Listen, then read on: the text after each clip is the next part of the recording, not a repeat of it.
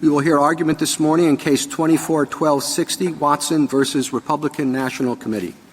Mr. Stewart. Mr. Chief Justice, and may it please the Court. States have broad power over elections. Throughout our history, they've used that power to change how they hold elections. Nowhere is that change more apparent than in Election Day itself. Congress set the federal election day in 1845. At the time, everyone voted in person. There was no absentee voting. There was no secret ballot. Voters challenged each other's qualifications at the polls on Election Day, and states received ballots on Election Day. Over time, states changed all those practices. They did so as Congress extended Election Day to all federal offices. They've done so ever since. No one claims that in setting the federal election day, Congress blocked most of those changes. The dispute is whether Congress blocked just one change, allowing ballots cast by Election Day to be received after that day. States have allowed that for over a century. Congress has respected it. No one challenged it until now. The question is whether Congress in 1845 blocked that practice. The answer is no. The Election Day statutes adopt a simple rule. States must make a final choice of officers by Election Day. That is the plain meaning of an election. As this Court said in United States v. Classic, from time immemorial, an election to public office has been in point of substance no more and no less than the expression by qualified electors of their choice of candidates. Mississippi satisfies that rule. It makes a choice on Election Day. And only that rule respects the last 180 years of state lawmaking. If Election Day must be what it was in 1845, that takes out much more than the ballot receipt laws of 30 states today. It dooms absentee voting, modern methods of voting, the secret ballot, and more. Congress did not adopt that destabilizing view when it simply set the Election Day.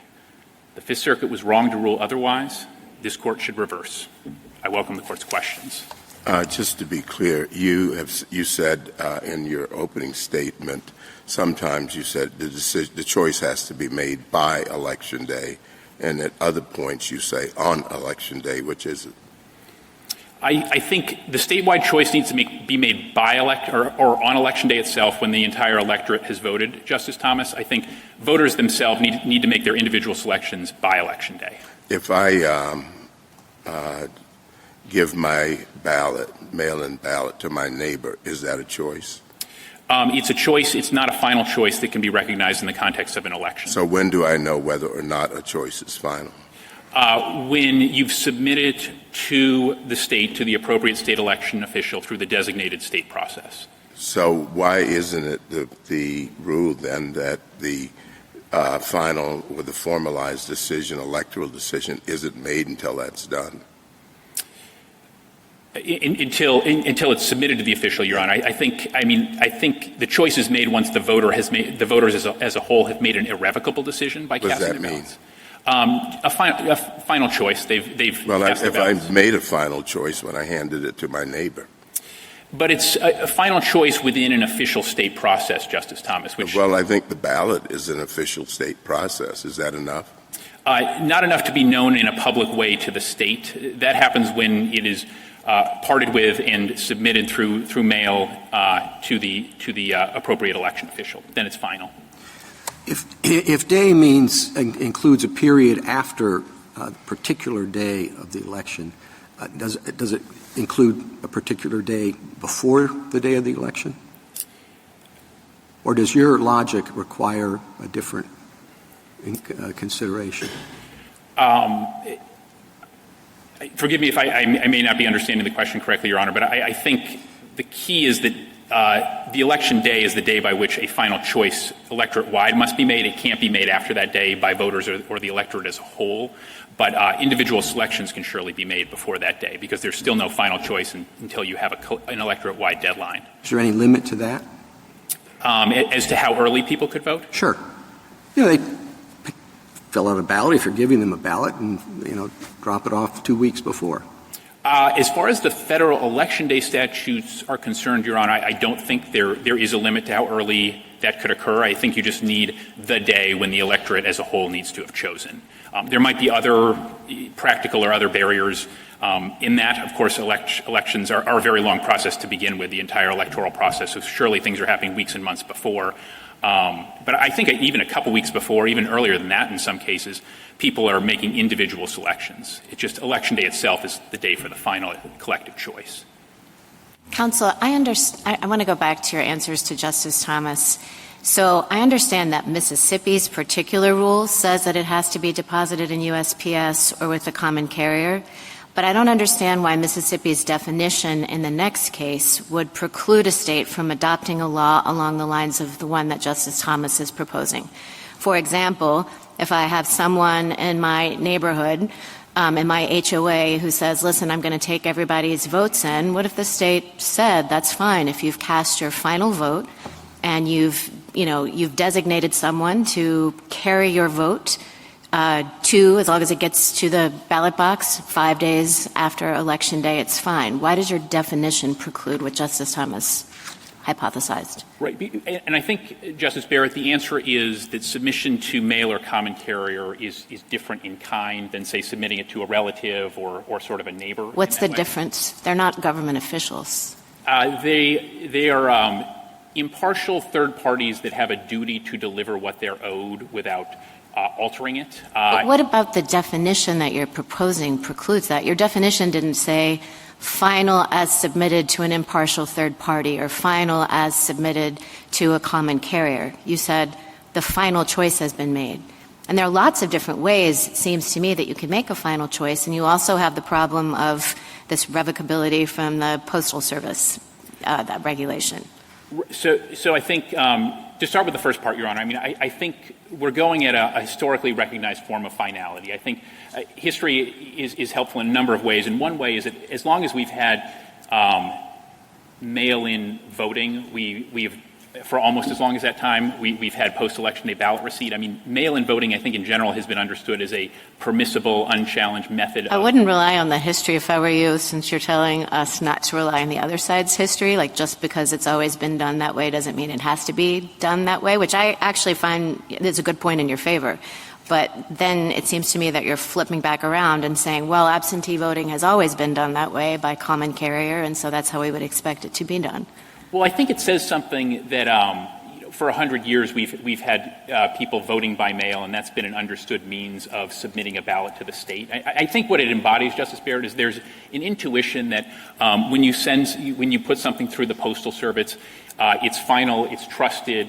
It's not like giving it to a kind of a non-official third party. Well, what if a state came up with a law that said so long as a notary, that's official, that's recognized, certified that you cast your ballot on Election Day and it was delivered later by whatever means, common carrier or not, what in your theory of the preemptive effect of this statute would preclude that law?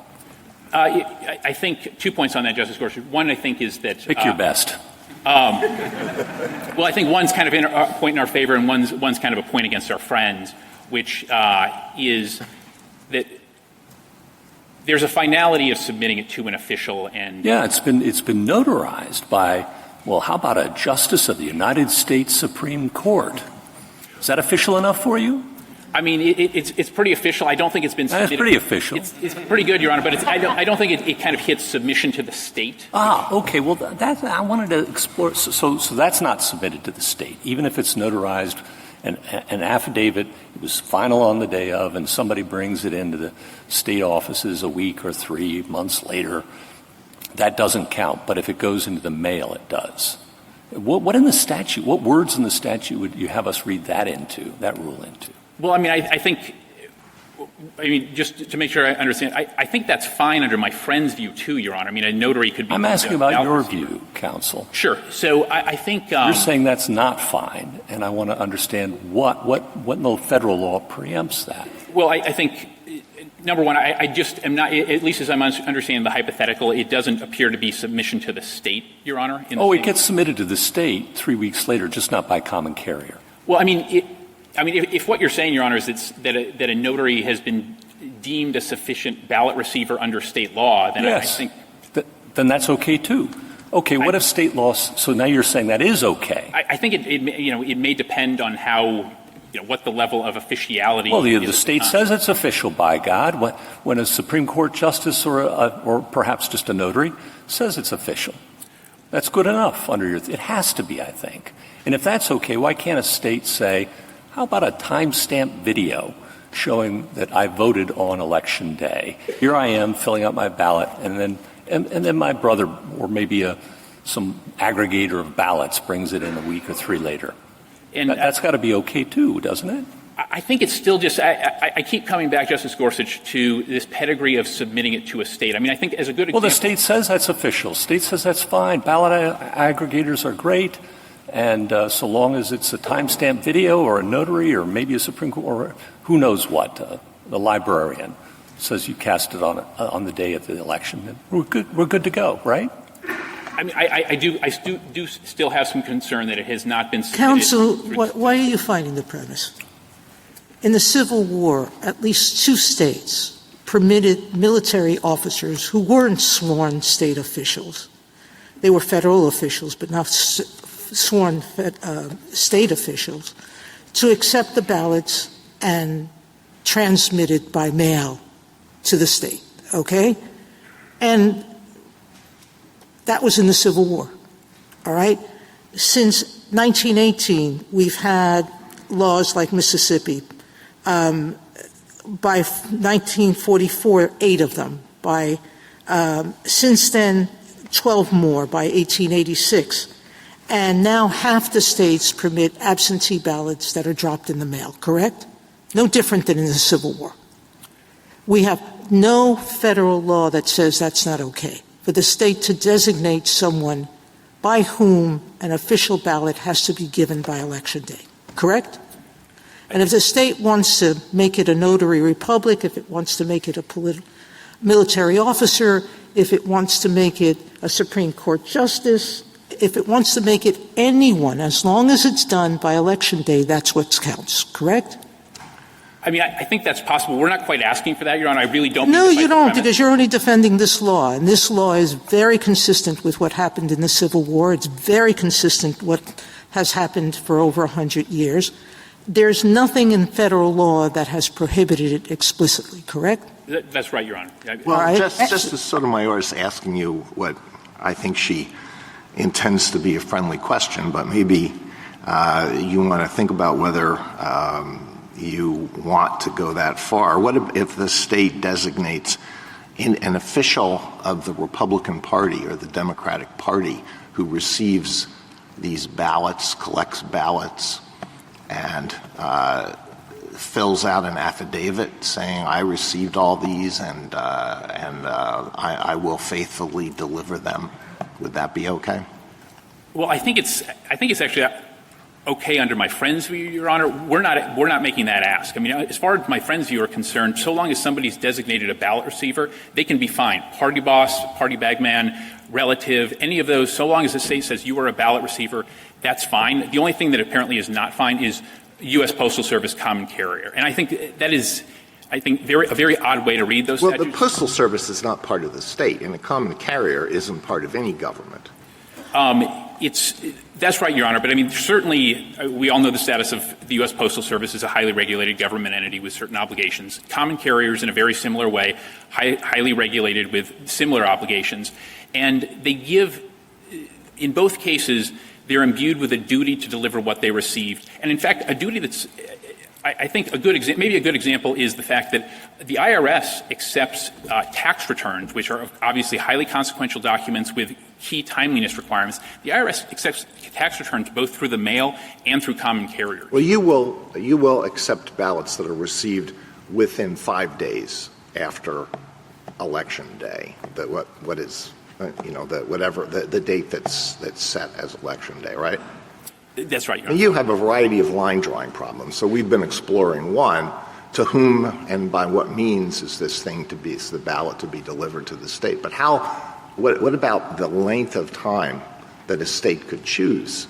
Isn't it the case that some state allows, will count ballots that are received 21 days after Election Day? There are a couple that at the outlier it's kind of canvassing and it can go that far. I think more common is about Is that okay? Is that all right? As far as the federal election day statutes are concerned, yes, Your Honor. And I think this actually gets to a good point that loops back to something Justice Gorsuch was getting at in a certain way, which I think he was saying, what in the federal election day statutes decides that? I think that's the key point in our favor. Is this is an area where states get to go first, make these decisions. Congress can step in, but the idea. So there's no limit, except I suppose the day when the presidential electors have to be appointed, or the day when the next Congress begins, starts its session. That's the only limit on counting mail-in ballots. Those are some of the limits, Your Honor. But I'd also say that the federal election day statutes don't require states to count ballots at all. It doesn't speak to counting, period. So, I mean, if a state really didn't want not counting, but being delivered. So I do think it is a consequence, and you can tell me if I'm wrong, but just so we can wrap this up, that by any means and by any date up until the next Congress meets, a state can receive ballots. I think for congressional races, potentially, yes, Your Honor. I think there are other Title III kind of things that push action earlier in the presidential context.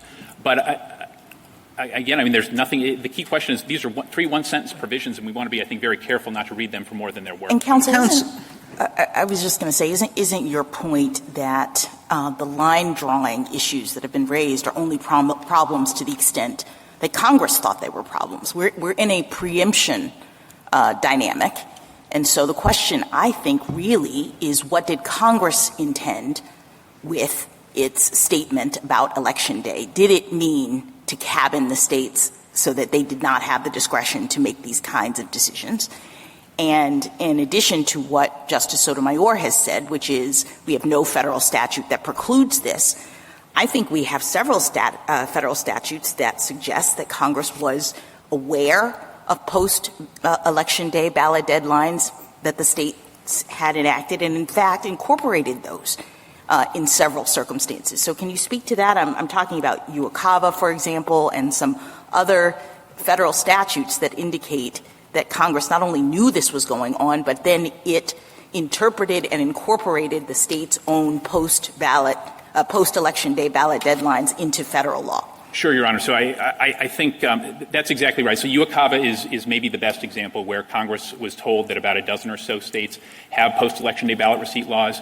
It respected those explicitly as to a deadline for ballots in that law. I think the United States has agreed with us on that. And Congress wasn't worried, I think, about the states picking dates that were, we might think are too long or whatnot. That was not in the statute. Congress just said whatever the state has decided with regard to ballot receipt deadlines is going to apply here, correct? And that's been the case for 180 years, Your Honor. And I think one feature that obviously we're searching for what do the statutes mean at the time, but I think it's very hard for my friends to explain the past 100 years of history and this lawmaking. The Soldier Voting Act in the 1940s was another example where Congress recognized and respected state deadlines, and it gets very hard to explain those things if you don't adopt the view that the federal election day statutes just do not set a ballot receipt deadline. Well, I want to ask you about the recall problem.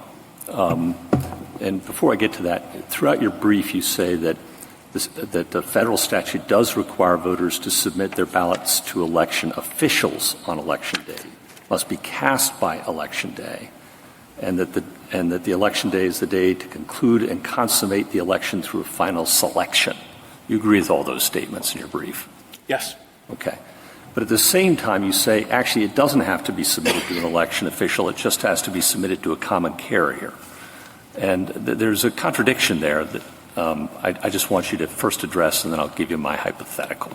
Very good, Your Honor. I think when you put something in the mail, That's not an election official. FedEx isn't an election official. Right, but the recipient certainly is the person who you're submitting it in the mail to. I mean, that is the recipient. Of course. And right, Your Honor. And I think you submit it to FedEx and they deliver it to the election official. But you say it has to be submitted to an election official throughout your brief, but then you say a common carrier is okay. And those two things don't add up. Well, I think the difference is, say sending it to your brother versus sending it to the registrar. Well, we already dealt with that. The brother turns out to be okay, so long as the state says so. I think that's okay on their view, Your Honor. I'm okay. a little more guarded on that. I think you already answered that one. So here's the hypo. Let's say you have a state where a large portion of the electorate mails in their ballots on or close to Election Day. Not far-fetched. Many states are like that. Then, the day after the election, a story breaks that one of the lead candidates engaged in an inappropriate sexual escapade, or perhaps is concluding with a foreign power. Again, not far-fetched, I think.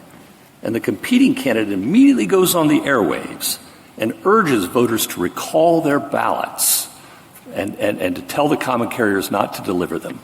And many common carriers will do that with anything that you send through them. FedEx, you just call them up and say, I want it back. In that hypothetical, did the election happen on Election Day? Oh, by the way, it swings the election. So the election did happen on Election Day, Justice Gorsuch. As we've explained, our ballot does not allow using mail recall, anything like that. When somebody submits their ballot by mail, just first deal with my hypothetical, and then I'll deal with your statute. Okay. The election happened on Election Day. Even though it changes the outcome. I mean, I think it has to be your answer, doesn't it? I mean, yes, Your Honor. I want to be clear about All right. We are not agreeing that the outcome can be properly changed in that circumstance. Well, hold on. It did in my hypothetical. You can't change my hypothetical, counsel. And I'm just saying it's unlawful, Your Honor. I don't mean to disparage your hypothetical. I'm just saying that it's an unlawful circumstance because we don't allow ballot. Oh, in Mississippi. Okay. But that hypothetical could happen in another state, right? I think if the state is not providing that on mailing there's a final choice made, I think that would be a problem with that law under the federal statutes. Now, you say your statute, you're different. You admit my hypothetical could happen, but you say it can't happen in Mississippi because recall's not allowed. I couldn't find that anywhere in Mississippi law. In fact, what I did see was a statute that says that the Secretary of State can promulgate rules and regulations. That's 23-15-637-3. And then I went and looked at the regulations, and Rule 2.1 says that an absentee ballot is the final vote of a voter when the ballot is marked accepted. That doesn't preclude recall. In fact, that allows recall. I respectfully don't agree with that, Your Honor. I mean, where does it say recall's not permitted? I couldn't find that anywhere in your statutes or the rule. And I think by providing that ballots are final when cast under our statute. No, it doesn't. It says they're final when marked accepted. That's the regulation, Your Honor. Yeah. It's your regulation.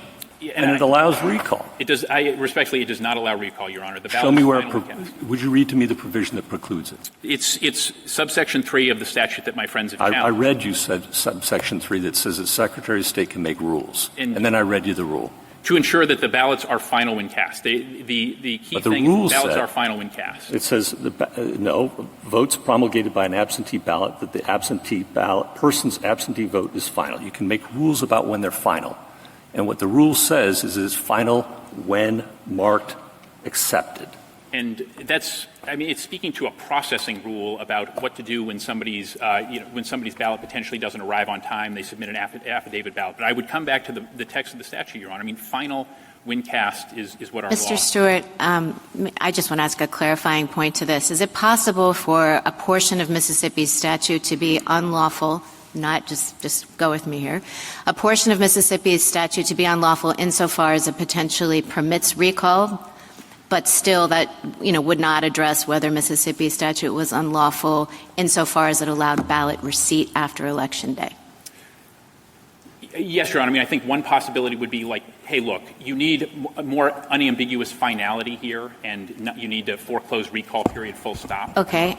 And on this question, I just want to make sure I understand what you're saying. When you said, yes, my friends on the other side say it's okay for private parties to deliver just like you do, are you saying that that's just a manner of receipt? And whether the ballot is received before or after the election, on all sides, everybody agrees that absentee ballots can be turned in by having, the neighbor, the party operative or whatever, scoop them up and bring them to the ballot box? Your Honor, I mean, maybe, I'm not sure if I answered the earlier something as crisply as I could. I'm not comfortable with the neighbor piece. I do have serious concerns about that. But is that tied to the ballot receipt problem, or is that just tied to, hey, maybe this is an unlawful way of executing absentee balloting, regardless of when the ballots make it to the official? I think it's the finality of the choice that has to be done by Election Day. And my concern is that if you're not sending it by mail or common carrier... You're getting caught up, counsel, again. Could you go back to the question? Justice Barrett is not arguing with you. What she's saying, and what you said earlier is, and you believe that under your adversary's, the opposing counsel's theory, you can give it to the RNC operative. You can give it to anybody, and so long as it's received on Election Day by the state, that's okay.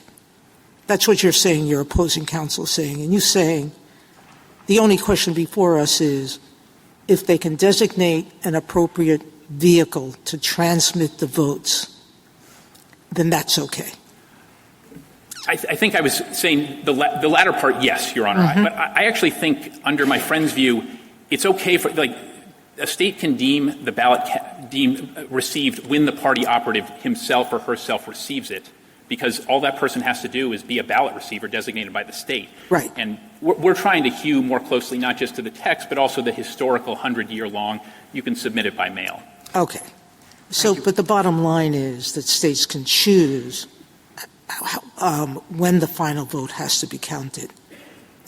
States have discretion over counting. Exactly. Thank you, counsel. Justice Thomas, anything further? Just as a point of clarification, without looking at the subsequent history, what do you think the federal law required as far as the Election Day? That the voters make a final choice by that day. The way I'd boil it down, Justice Thomas, is choice is critical and unchanging. Method of making that choice is malleable, and that does also explain all the subsequent history. And you don't have to formalize that choice? You do by parting with your ballot and submitting it to the state. Have we had any examples? Justice Alito? Your position does require some difficult line drawing problems, and maybe that's inevitable. But one is the degree of confidence that one must have in the entity or person who transmits the ballot to the state. We've talked about that. One is how long after the election day votes can be received. A third is whether it has to be postmarked. Aren't there 8 states that do not require a postmark for late ballots? There are a number of states that don't require that, Your Honor. I think postmarking is, of course, it's good evidence that something has been timely submitted. That's kind of borne out in the tax context. I think, if somebody were challenging a law like that, it would potentially be a very different kind of a challenge. They'd have to make sort of factual showings to challenge that ballots were not cast by Election Day, but surely not this case. Well, maybe it's inevitable that some sort of line drawing decisions like these have to be made, unless the rule is anything goes. States can do anything they want in this area. We don't have a whole lot to go on here. We have the phrase Election Day, and we have history. If we looked just at the phrase Election Day, what would we take from that? I think you've been saying we're moving in this direction. We don't have Election Day anymore. We have election month, or we have election months. I mean, the early voting can start a month before the election. The ballots can be received a month after the election. Well, I think the best way to read it, Your Honor, is that by setting Election Day, the Congress set the final choice day. And that's the key thing, final choice day. What Congress was concerned about at the time was some states making final choices, say, a month before other states were making final choices, and the distortions, the fraud, the risks that had. And when everybody's making a final choice on the same day, even if some individual choices are made before then, you're honoring the statutes. And I think, Justice Alito, you made this observation, not a lot to go on because the statutes are just there's not a lot of prolixity there. I think that's a point in favor of deference to the states. If Congress has not spoken to something, especially in this context where states are expressly empowered to regulate these things, that's a big point in favor of letting states continue to do so as they have for a century. Do you think it's a legitimate for us to take into account Congress's desire, Congress's passage of the Election Day statutes for the purpose of combating fraud or the appearance of fraud. And some of the briefs have argued that confidence in election outcomes can be seriously undermined if the apparent outcome of the election on the day after the polls close is radically flipped by the acceptance later of a big stash of ballots that flip the election, or I think you got ballots that are delivered by somebody, by a neighbor, and they're received a month after the election, and they don't have postmarks. I think the best way to do it is to honor the statute's purpose, but doing so by respecting the statute's text and animating context. And what these statutes were getting at was not just any kind of fraud writ large in all elections, which, no statute could do, but a situation where, state one votes, has their election on one day, ends it, and state two, neighboring, has its election 3 weeks later. Because the concern would be, let's say state one goes for one party, and then state three goes for the other party with a huge turnout for that other party. You could have potential fraud. People went across state lines and voted, or you could have the appearance of that sort of fraud, even if it didn't actually happen. Like people just said, oh my gosh, they voted for that person. Big turnout. So I think that's the kind of thing that animated those statutes. Whereas fraud writ large was not a good example. I do think it's notable that my friends with the United States, obviously they've sounded the anti-fraud theme. They haven't cited a single example of fraud from post-election day ballot receipt in the century. Thank you. I'll let my colleagues have. Justice Sotomayor? Has there been any history of voter recall in the mails in Mississippi? You say the law doesn't permit it, but has there been any history of it? None that I've ever heard of, Your Honor. I mean, this isn't something that was raised until the appellate reply briefs, and nobody cited a single example in history of it. All right. And I understand Justice Alito's questions about the policy questions of what will create discomfort or not. But the Constitution vests the issue of elections in the states unless superseded by Congress, correct? That's right, Your Honor. So if there is a policy question to be had, the entities to decide that are the states and Congress, not the courts, correct? That's right, Your Honor. And absent a law in federal law that suggests that absentee ballots must be received by a certain time, there's no explicit requirement of that, correct? Right, Your Honor, or even implicit. And the implicit, we have the military acts that since World War II at least, and the Civil War, I should go back that far, have permitted absentee ballots to be received long past Election Day, correct? We have a very long history of that, Your Honor. Exactly. So the people who should decide this issue are not the courts, but Congress, correct? Right, Your Honor. I think the states and Congress. That's right, Your Honor. And as I was mentioning in my colloquy with, I believe, Justice Alito earlier, I mean, that's kind of the structure of our system. States go first. If Congress doesn't like it, it overrides. And as I think Justice Scalia said for the court in Arizona Intertribal, we respect what Congress said as far as it went, but no farther. And that's kind of the history of voting and election law in the country. One last question with respect to history. History is informative of what's been permitted by Congress because what we're looking for is what understanding Congress had with respect to elections, correct? That's right, Your Honor. Yeah. All right. And it doesn't talk about the receipt of absentee ballots after elections at all. So we look to the history of whether Congress has accepted it, correct? I think that does help here, Your Honor. All right. But the attempt by some of the amici here to brutalize this inquiry and say that history tells us how elections must be held and on what date and when receipt can happen or not happen, why is that not an acceptable way to look at this? Well, I think the difference between Bruin and here, Your Honor, is that in Bruin, the court the question at issue, whether a restriction on firearms is consistent with our historical tradition of firearm regulation, there's a rich history addressing precisely that issue, sometimes through analogy, but very much, Bruin itself, I want to say 40 pages of history just analyzing those things. We don't have anything like that, a rich history suggesting that Congress was even thinking about locking in Election Day ballot receipt or anything like it. It was addressing different things. Thank you, counsel. Thank you, Your Honor. Mrs. Kagan? I guess, Mr. Stewart, your answers to Justice Sotomayor's questions leave me unsure about what you think about these appeals to history. I mean, you've said that there's not a lot of text here. I agree with that. I think that the way this case has been argued all around suggests that that's so. So then we're left with history, or are we left with history? You seem to appeal to history sometimes. Justice Barrett said this, but then repudiate the appeals to history at other times. And I guess I want to know what we're supposed to be doing when we're looking at this statute and deciding this question with respect to all this historical evidence, scant or not scant as it may be. Sure, Your Honor. So I think the best way I can break it down is this, is that history is informative here. And the way it's most informative is that since Congress throughout our history, and certainly since Congress set the federal election day, election administration in our country has been very, very dynamic. As I tried to highlight in my opener, it was one thing in person, on-the-spot qualification checks by fellow voters, ballots were naturally received on Election Day, all those features.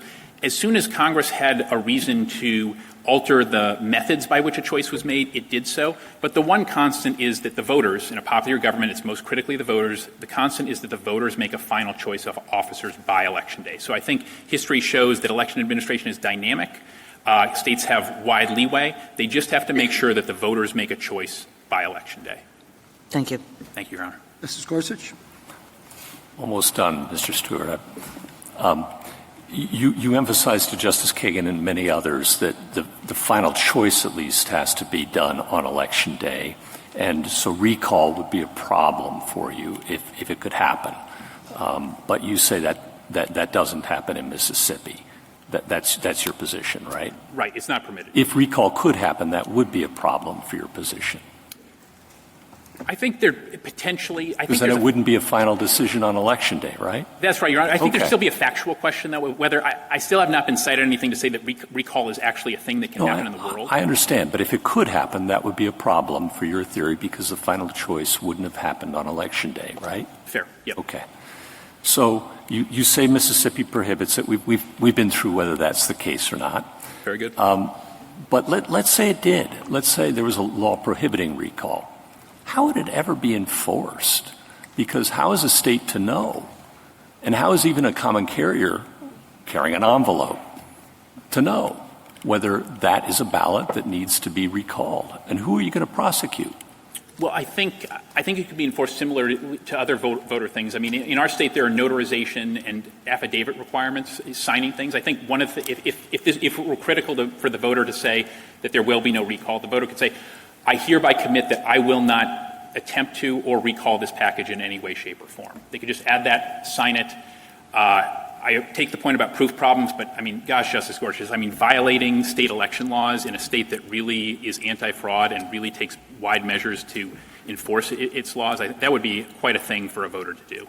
Well, in my hypothetical, which, you say is unlikely, to swing an election and all of that on recall, but as soon, if history teaches anything, scant or not scant, it's that as soon as something's allowed, it will happen eventually, right? And, so somebody, that my hypothetical happens and everybody recalls it, their ballots. I'm just not sure what recourse the state would have against people who violated its anti-recall law. I mean, if people are, say, recalling things through a common carrier, there's going to be some record that they recalled those things. How's the state ever going to find out about it? I mean, I think the same way as you're going to go prosecute individuals? I mean, Your Honor, I'd say if somebody is lying in an affidavit that they're not going to recall something, I mean, if people are doing that with impunity, we have quite a problem. But it is a problem that the state can address and enforce. I just don't know how they'd ever find out about it. I mean, I think obviously, some crimes are harder to find out and prosecute than others, Your Honor. But I think it's still, people can do things, try to tamper with ballots, all that sort of thing. I think it's just still a matter of respecting the statute. Thank you. Thank you, Justice. Justice Kavanaugh? When did Mississippi switch to this method? 2020. In 2024, added common carriers. And why? It was first because of the pandemic. I don't know that there's necessarily an answerable why as to the 2024 one in a clear way. And the other side makes a point when we're looking at history, to the extent historical practice is relevant, that it only became widespread to allow it to be mailed by Election Day in more recent years, and that the predominant approach was to require receipt by Election Day throughout the historical practice you cite until very recently. How are we supposed to think about that? I mean, I think it's the same way to think about I think the broader history of election law is when states have kind of seen a problem, they've adapted and adjusted, often in the direction of making sure that more votes can be counted. I mean, that was obviously a big thing when absentee voting started to become a prominent thing. certainly we cared for much about our history of people showing up in person, but we realized that was very difficult from people away from home, and that we wanted to, kind of widen the tent and make it so that people could vote. And I think perhaps another realization, even though we've had UCAVA for 40 years, Justice Kavanaugh, is that for military voters in particular, this is a perennial challenge about making sure that they can actually get their ballots in on time. I mean, that's perhaps why UCAVA voters in particular are a very popular group for post-election day ballot receipt. Would you say that the states that require receipt by Election Day are disenfranchising voters? No, you're not. They're not, Your Honor. I mean, a reasonable ballot deadline does not do that. I would asterisk just there are the practical barriers for those overseas military voters. But for the citizens who are not within that class, you would not use the term disenfranchisement to say it has to be received by Election Day, November 3rd, rather than, I guess it would be 5 business days, November 10th. You would not use that term to describe that, correct? I would not. Correct, Your Honor. And then picking up on Justice Alito's questions, Professor Pildes and others have said that late arriving ballots open up a risk of what might destabilize the election result if the apparent winner the morning after the election ends up losing due to late arriving ballots. Charges of a rigged election could explode. The longer after Election Day any significant changes in vote totals take place, the greater the risk that the losing side will cry that the election has been stolen, end quote. And my questions, one, is that a real concern? Two, does that factor into how we think about how to resolve the scant text and the maybe conflicting or evolving history here? I think I certainly respect the perception. I think one thing notable in this case, and I think helpful, is that there has not been much of a showing about actual fraud from post-election day ballot receipt itself. I mean, that was. Well, I think Justice Alito referred to, and I think this quote refers to the appearance of fraud. And is that a real concern? Is that something we should be thinking about? Confidence in the election process? Just curious how we factor that in here. Right, and I think it would go back to the same answer I had for Justice Alito about simple text, straightforward text, and respecting the limits of that text, and looking at the animated history. I think it was the double voting fraud concern. I don't know that people have that particular concern. I think, obviously people can be, unhappy when a result flips. I think Congress may be able to take measures to address that, but I think there's no good evidence that Congress was doing that beyond preventing double voting in this context. But if you have to have a deadline, which you acknowledged, and if having a deadline of November 3rd rather than November 10th for receipt doesn't disenfranchise anyone, why wouldn't it make more sense to take account in some respect of that concern as we think about how the text and history fit together?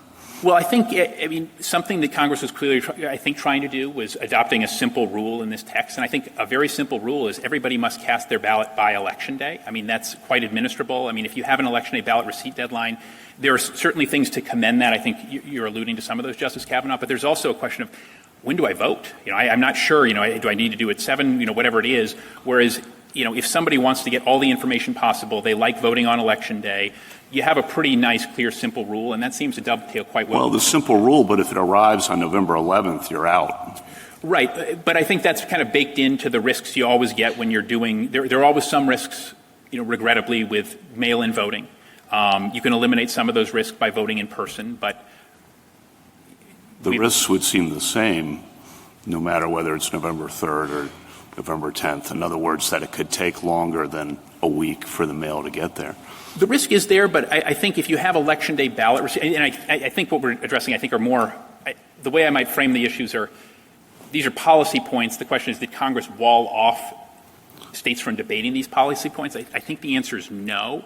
And I think states could very reasonably say, look, we do want to get counting and get a result very fast, but we are concerned about these military voters. We do want voters to be able to get whatever information they want. I mean, the weekend before, that used to be a big deal in elections, at least. Maybe it still could be in the future. And I think a state could say, hey, look, federal law didn't wall us off from doing this. We get that it has some things about it that other states might weigh differently, but we want to allow that for our voters. Well, I take your point, but it really goes to just thinking about what election day or day of election means. But I take your point. Thank you. Thank you, Your Honor. Justice Barrett? So I want to be clear about what your definition of finality requires.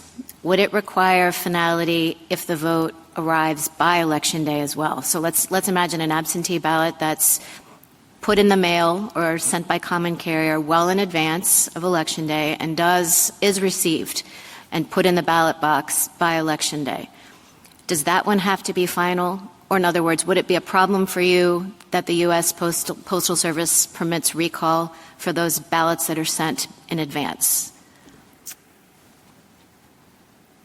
I guess what I'm asking is, do you have the same problem either way? You've taken a lot of questions, and I have those questions about what the effect of this recallability is. And I guess my question is, I want to understand what your definition of finality is and whether it applies to the earlier absentee ballots as well. Do they have to be final such that it would be illegal to recall them pursuant to whatever regulation the post office has? Right. I think I got it, Justice Barrett. Let me see if I can do my best on it. I mean, I think in theory, if Election Day has not passed, there could be a window for somebody to... So it would be okay. It wouldn't be illegal for somebody to recall a ballot before Election Day. I guess I don't understand why. I mean, if a state allowed that, Your Honor, I mean, we don't allow So it would be okay for the state. I know you don't allow it, but right. I guess I'm struggling because if your definition of the election or the vote or casting the vote requires finality, I'm trying to understand why that would be different before the election. When I'm saying before the election, I'm talking about receipt for earlier sent absentee ballots and for later sent. It seems like the same rule should apply regardless, but it seems like you're saying something different. Yeah, I guess I'm having a hard time conceiving kind of a dual track rule in that circumstance. So would it be, let me try to put it this way, would it be illegal for a state to permit absentee voting, but permit recall, or just kind of be silent about this Postal Service regulation that permits recall or anything a common carrier did to permit recall? Is recall a problem even if it's a possibility for those earlier absentee ballots? Because you can't consider them final. All these questions that you've been taking are about whether you could really consider the ballot to be final if you could recall it. So I'm asking whether that same finality test applies for the earlier ballots.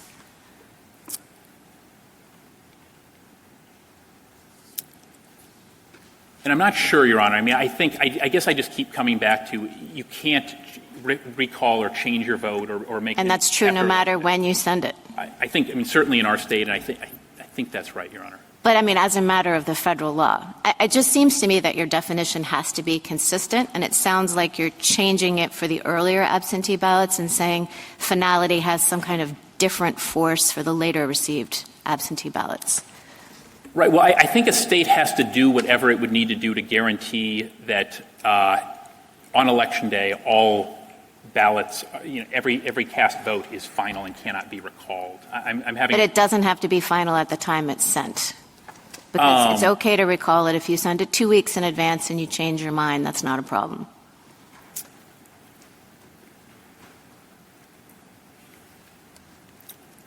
I'll withdraw. I guess I'm having trouble seeing how the Federal Election Day statute itself would necessarily. Well, it's about your definition of election. It's about your definition of what it means to cast a vote. But let's put that aside. Obviously, there's a lot of talk about history in this case. Well, the Electoral Count Reform Act was passed in 2022, and for the first time, it defined Election Day. Should that matter? So should we be looking at how Congress understood Election Day to mean in the period of voting, what it thought in 2022, or should we be looking at the late 19th century and the Civil War practices? I think most vitally it still remains 1845 as the key date, especially given that we have statutes that are trying to manifestly achieve uniformity in what is required of all federal offices. So I do think 1845 is the key date. So Congress carried over in 2022 the same understanding of Election Day that had persisted throughout? I think that's right. Final choice of an officer. Okay. Thank you. Thank you, Your Honor. Justice Jackson?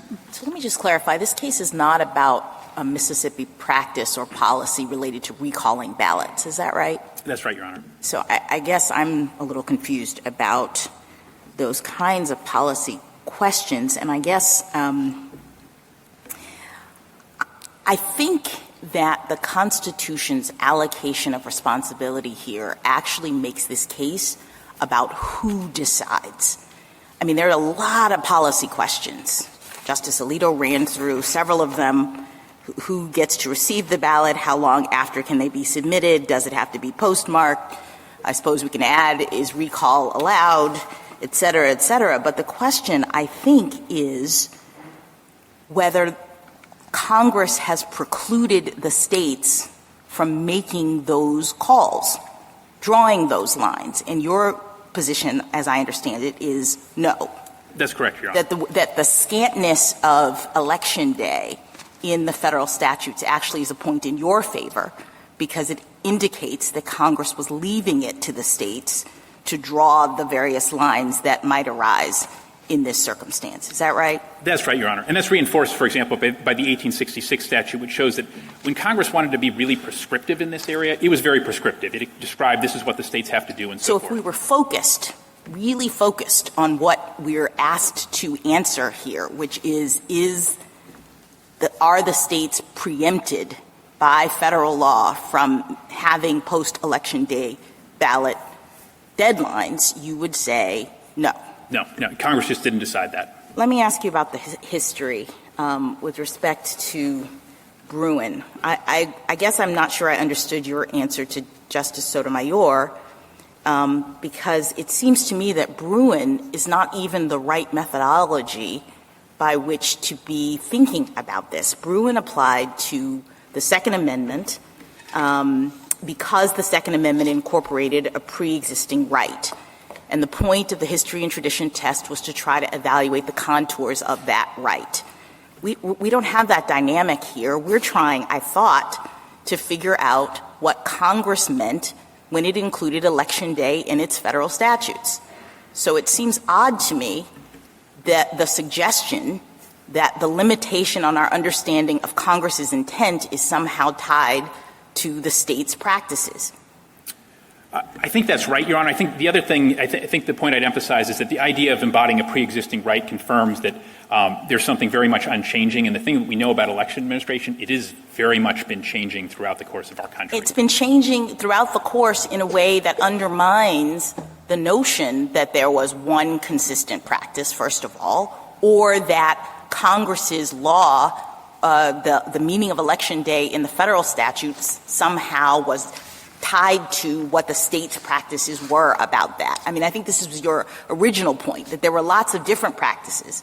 And so to the extent we're saying, you could only look at Election Day in the federal statute to mean exactly what the states were doing back at that time, this imperils a lot of different things, not just post-Election Day ballot deadlines, right? That's right, Your Honor. And I mean, the only way to explain all of these changes is to read them in line with plain text and the limits of history, which is to say election is a final choice. I mean, otherwise you have to do what my friends have to do, which is, hey, look, we're going to pick out the one practice from these 19th century codes that we like, ballot receipts, say that's what an election is, and just ignore in-person voting, qualifications check on the spot by fellow voters, and that's just not sound history. Can I ask you one final thing about the amicus brief from the Society for the Rule of Law Institute? Because I found it very interesting, and I didn't really know what your view of it was. That amicus brief focused on the Electoral College and Congress's setting it up, back in 1787, with the understanding that the casting of votes can happen on a particular day, and the receipt of those votes by election officials can happen on a different day. And in fact, the way the Electoral College is set up, I think at the time, Congress permitted in 1792 about a month to elapse between the casting of votes, which, by the way, it called Election Day, and the receipt of the votes by the electors submitted them to the President of the Senate up to a month after. So I think that's, to the extent we're worried or thinking about historical evidence, that seems to me to be pretty significant and compelling historical evidence of Congress's understanding of what was required by Election Day versus the receipt of those ballots at some subsequent point, correct? Yeah, I think that's well stated, Your Honor. The other thing I'd tie it to in the same amicus brief, and I think the amicus brief does a nice job of tying into this, is that the key thing is choice, choosing. The Constitution refers to choosing, choice, those kind of verbs, and that's why that sort of thing is allowed. The choice is made when you cast your vote under the electoral process system, when the electors cast their vote, right? Right. And that is distinguished. I'm just trying to make clear that the casting of the vote and the receiving of the votes historically have been conceived of as two different things that can actually happen at different times, right? I think so, Your Honor. Thank you. Thank you, Your Honor. Thank you, counsel. Mr. Clement. Mr. Chief Justice, and may it please the Court, all agree that elections for federal office have to end on the day of the election specified by Congress. And all agree that you can't have an election unless you receive ballots, and there must be some deadline for ballot receipt. Nonetheless, Mississippi insists that ballots can trickle in days or even weeks after Election Day. That position is wrong as a matter of text, precedent, history, and common sense. Mississippi all but concedes that the original public meaning of election included both offering to vote and the receipt of that vote or ballot by election officials. And, of course, the key distinction between voting and an election is that an election involves the combined action of voters and election officials, as this Court underscored in its decision against Foster against Love. And, of course, Mississippi insists that at the time these statutes were passed, ballot receipt and the casting of the ballot were so inextricably intertwined, no one would have thought of one without the other. That seems to me to be a damning admission, but it also ignores the advent of field and proxy voting in the Civil War and the enormous efforts that states went to ensure that all of the ballots, whether by proxy or by field vote, were received by Election Day. In the state's view, all of those Herculean efforts were for naught or were entirely gratuitous. Now, the state's position actually works even worse as a matter of common sense. If somebody in Gulfport the day after the election asks, is the election over? The common sense answer is, no, it's not. The ballots are still coming in. And if somebody asks who won, the truthful answer is, we don't know yet. The ballots are still coming in, and they may trickle in for weeks or months. And in fact, they may trickle in for weeks or months with or without a postmark in differing ways in differing states. That reality gives the lie to the idea that we have a uniform national election day. I welcome the Court's questions. How would you define the day of election? I would say that the day of the election is it's the last day in which all the ballots are cast and they are received into official custody. So how would you treat early voting as compared to late reception of votes? So I would say, I think the best place to look for a treatment of early voting is the Kreisling decision by Judge Kleinfeld in the Ninth Circuit. Because after Foster against Love, there was a suggestion in Foster against Love that maybe early voting is a problem. He rejected that claim based on two things. One is the distinct history of early voting, and the second is the idea that was explicit in this Court's decision in Foster against Love that Election Day is the date of consummation. So I would say under our theory, early voting is permissible, largely because it has a different history and because of this idea that the Election Day is the date where the election is consummated. Would you spend a few more minutes on, or at least a little bit more time on the voting during the Civil War? There was some suggestion that that's an example of late reception of votes. And I think in your intro, and this was my thinking, that it was not, that proxy voting was a way to make sure that the vote occurred on Election Day as opposed to afterwards.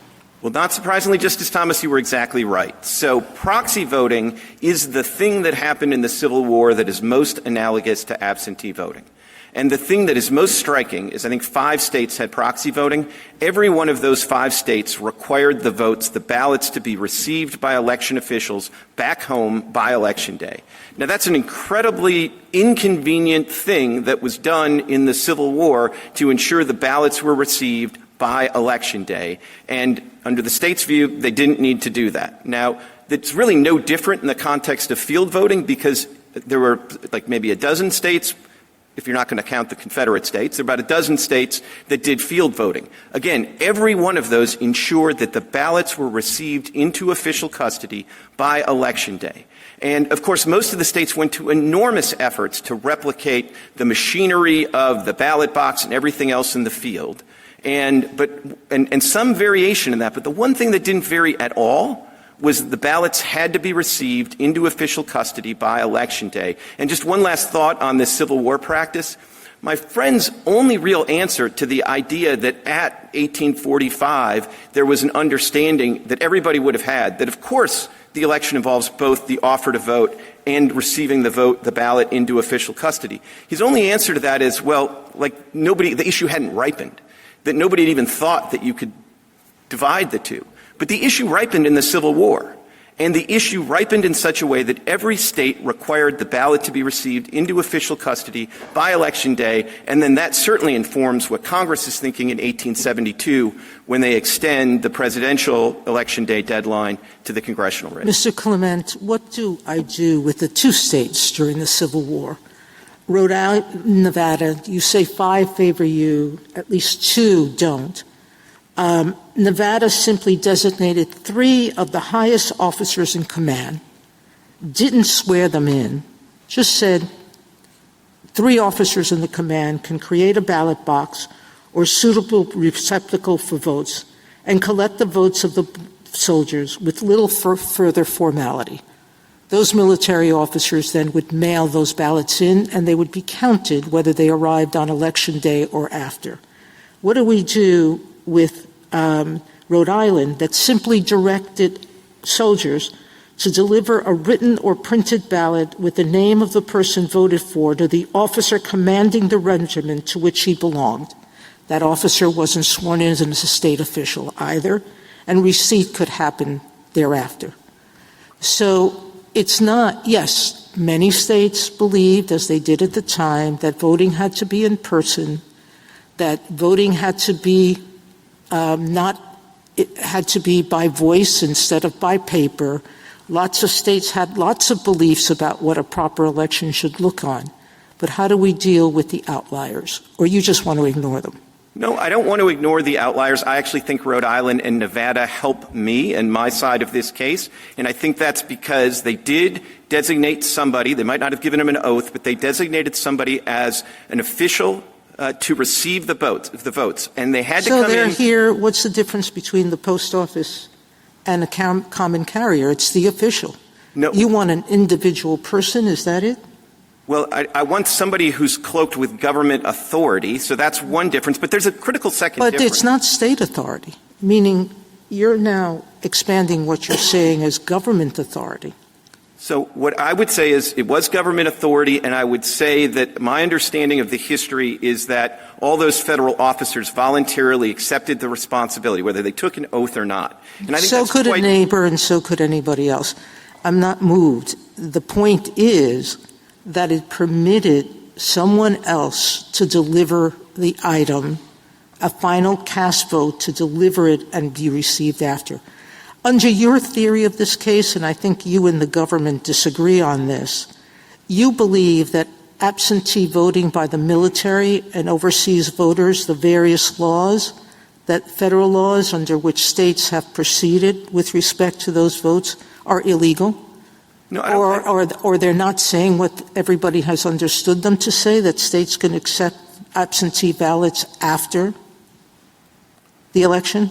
So military and overseas ballots? I don't think any vote is unlawful. Let me try to address how I think you would reconcile UACAVA with the Election Day statutes. And to start, I think it's important to recognize that UACAVA is not limited to the federal general election. So UACAVA applies to primary elections, to runoff elections, and special elections, and federal general elections. The Election Day statutes only apply to the general federal election. So the way I would reconcile the two is to say that all the references in UACAVA to state deadlines are perfectly fine, not preempted at all, not displaced at all, not even anomalous, with respect to the primaries, the runoffs, and the special elections. Then the court has a job to do in the federal general election as to say, like, kind of which is the specific, which is the general.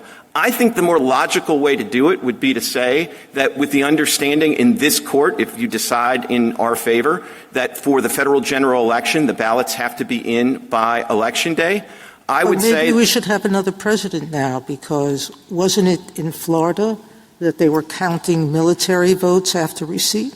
So with all due respect, that is the reddest of red herrings, because what happened in the 2000 election in Florida is that pursuant to a consent decree that was entered by a federal court because Florida was violating the principal provision of UACAVA, which says you have to give the absentee ballots to the overseas voters 45 days in advance. Because Florida was violating that, there had to be a consent decree to create a remedy that was not provided What happened was that the judge made up the deadline, not the state. But I wanted to— how do you deal with the Soldier Voting Act in 1942 that permitted ballots for the extension of absentee ballots?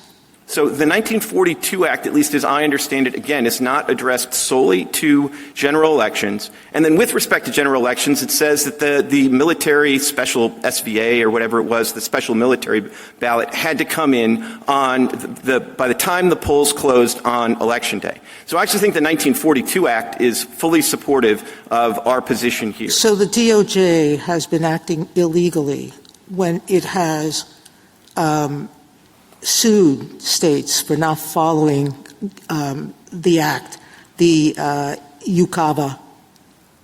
No, again, remember that the UACAVA's principal protection is the provision— this is in 302 of the Act, not 303 and 304, but the 302 Act provision that says that you have to get the ballots to overseas voters 45 days in advance of the election. And interestingly, in the single most important provision in UACAVA, it ties the deadline to the date of the election. So what do we do with Congress saying process in the manner provided by law for absentee ballots in the states involved? That's UNACAVA. And that at the time the hearings were being held on it, 12 states were identified as counting absentee ballots after Election Day. So it just ignored it and decided it was going to exempt out a little part of it, but not everything. With respect, Justice Sotomayor, that's why you have to remember that UACAVA is not focused only on the federal general election, which is the only thing where Congress has specified a federal deadline. So it makes perfect sense. But does that help you or hurt you, the fact that it is broader? I mean, it's broader in the way that you describe. It applies to all of these different elections, but it doesn't make the distinction that you are making. It says with respect to all of them, state absentee ballot deadlines should apply. You're encouraging us to treat the general election differently because you interpret Election Day with respect to the general election statute to have a defined time as of Election Day. But that is not what this statute appears to be doing. So I think it helps us, and I think it helps us because to the extent you're concerned with those references to state election deadlines, they're inevitable. If Congress is going to address anything other than the general federal election, it has to refer to the state deadlines for receiving ballots because there are no federal deadlines for any election other than the federal general election. If that's true, Mr. Clement, you would think that Congress would say, with respect to the deadlines, that there's no separate federal requirement, X rule. And with respect to the deadlines that there is a federal requirement, Y rule. But it doesn't do anything like that. It treats them all of a piece. And we know that for many of these elections, states were setting their own deadlines, and Congress, in passing these statutes, didn't suggest any kind of distinction between those elections and these elections. So, Justice Kagan, as with almost every statutory question that comes to this court, Congress could have made it easier. They could have done all that, and they didn't. And I think you just have to reconcile. But so what do we take from that? I mean, it seems what they took from that is that they thought that this state function of setting ballot receipt deadlines was something that was a state function. And that's what they took from it. And so they wrote the statutes this way, where with respect to all elections, the states were setting their own receipt deadlines. So I don't see that in the text. That doesn't seem even logical to me. I wouldn't think the one place we were going to especially defer to the states with respect to the federal general election deadline is with overseas and military voters, where the interests of the federal government are probably paramount. But I just want to be clear about this. If you read the statutes different and want to reconcile them the way that the SG does, we have no objection to that. We just think the better way to read these two statutes is to reconcile them than the way that we do. And that would have one benefit, which is don't forget that in at least 20 states, they take the election day ballot receipt deadline seriously. So if you simply say in this case that election day ballot receipt deadline is true of all 50 states, then every overseas voters, every military voter is going to be treated the same. And they'll still have 45 days to get their ballot in. And one other thing just about Mississippi in particular, Mississippi has provisions in its election code that specifically accommodate overseas military voters and overseas voters. And it's not the ballot extension deadline that we have challenged here. There is a specific provision that says for UOCAVA voters and UOCAVA voters only, they can email their ballots in. So, the idea that anybody is going to be disenfranchised here when the overseas voters and only the overseas voters have the option of emailing in the absentee ballot that they get from Mississippi seems to me to completely be misplaced. And the concern should really be the heartland cases. And remember, as Justice Alito alluded to, you have 8 states that don't even require a postmark. And there is nothing in Mississippi's theory that turns on the existence or the non-existence of a postmark, and that's probably a good thing because the Post Service has made clear that they don't even postmark all of the mail. And postmarks have their own problems. I mean, the main mailbox, post office in Chicago stays open 24/7. So when all the other polls close in Illinois or every other state at 8 p.m., the post office is still open till midnight. Now, I'm not here to say that there could ever be voting fraud in Chicago. but the possibility that there's a 4-hour window where people could go get their ballots, absentee ballots postmarked after all of the returns are in, and they know that, this is the election where these things could turn the result, that does not seem entirely So fair. is your argument that we Can I ask you a question about the offer to vote and the vote? So historically, it seems like the offer to vote was then you had to adjudicate the voters' qualifications, and then if the qualifications were met, then the official received the vote, and then it was put into the ballot box. And as I understand it, Mississippi still has sort of a similar system because they have to adjudicate voter qualifications as well as accept the vote. So you sometimes say, you in the United States, when the ballot box closes, and you sometimes say receipt. Are those two different things, and do the voters' qualifications have to be adjudicated by Election Day as well? I don't think they're exactly the same thing. I mean, in some sense, I think the ballot box closing is a nice kind of common sense capture for the idea that the election ends on Election Day. Now, I think with respect to the voter, the qualifications challenge rather, most of that is solved in the current system by registration requirements, which they didn't have historically. So we think the critical thing is there are two things that have always been absolutely indispensable in elections, and that's the casting, but also the receipt into official custody. And one thing I want to make clear about this is Mississippi still takes receipt into official custody very seriously, and it is indispensable. They just have a different deadline. They have a 5-day deadline. And we've had a lot of discussion about the possibility of recall, and I think that is a problem for Mississippi, but they have an even bigger problem in my mind, which is the November 11th problem, which is to say, as Justice Kavanaugh pointed out, if the ballot arrives 6 business days late, Mississippi doesn't count it. It's a nullity, and under the state statute, they destroy it. But let me return you to the adjudication question, because that's really, the Mississippi local officials brief says that they do not adjudicate the qualifications of all ballots received even by election day because it takes them more time to compare the signatures and process them. And I'll just get cut to the chase. The heart of my concern is that historically it seemed like both of those things happened on Election Day, whether we're talking about Civil War, voting on the field, et cetera. But I understand that under your theory, we can separate those and say that only receipt matters, but adjudication can in fact happen afterwards. Is that correct? I mean, that's the position we're taking in this case. I mean, I've spent enough time studying the Civil War history on ballot receipt, so I haven't studied everything about that election qualification. My sort of first cut answer standing here is that can be understood as part of the canvassing process, and that can take place after. But I guess why can you separate out, if historically those two went hand in hand, that the qualifications, there was the offer to the vote and vote, it seems odd to say that the election is concluded by receipt when historically both of those things happened at the same time. So why is that one piece of history plucked out?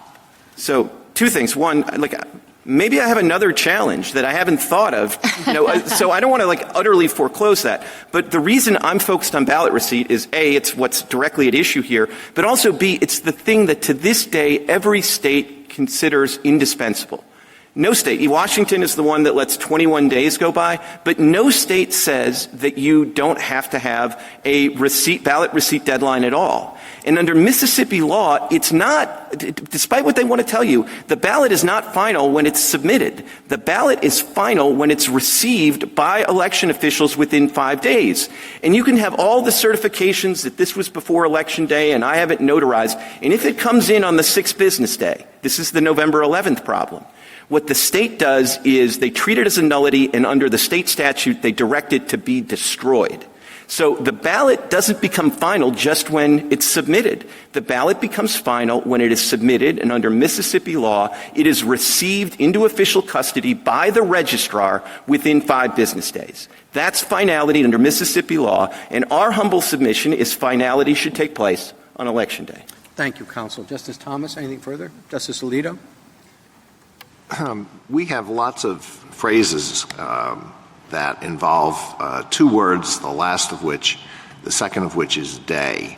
Labor Day, Memorial Day, George Washington's birthday, Independence Day, birthday, and Election Day. And they're all particular days. So if we start with that, if I have nothing more to look at than the phrase Election Day, I think this is the day in which everything is going to take place, or almost everything. And then we have 3 points in time, 1844, 1872, 1914. And we can ask, what would people have thought on those days is meant by this phrase, Election Day? Which of those should we choose? Which of those dates should we choose? Well, I think you could choose any of the 3. I mean, honestly, I think the single best one, if you're just going to choose one, is 1872. And the reason I say that is because 1914 is the latest in time, but that's the one that Congress gave the least thought to because it was right after the 17th Amendment, and they just said, yeah, whatever the rule is for the House of Representatives, we'll use that for the Senate. Okay, so in 1872, someone sees Election Day, and maybe they start with the idea, okay, it's a particular day, and then they say, but I remember the Civil War. And a big exception was made.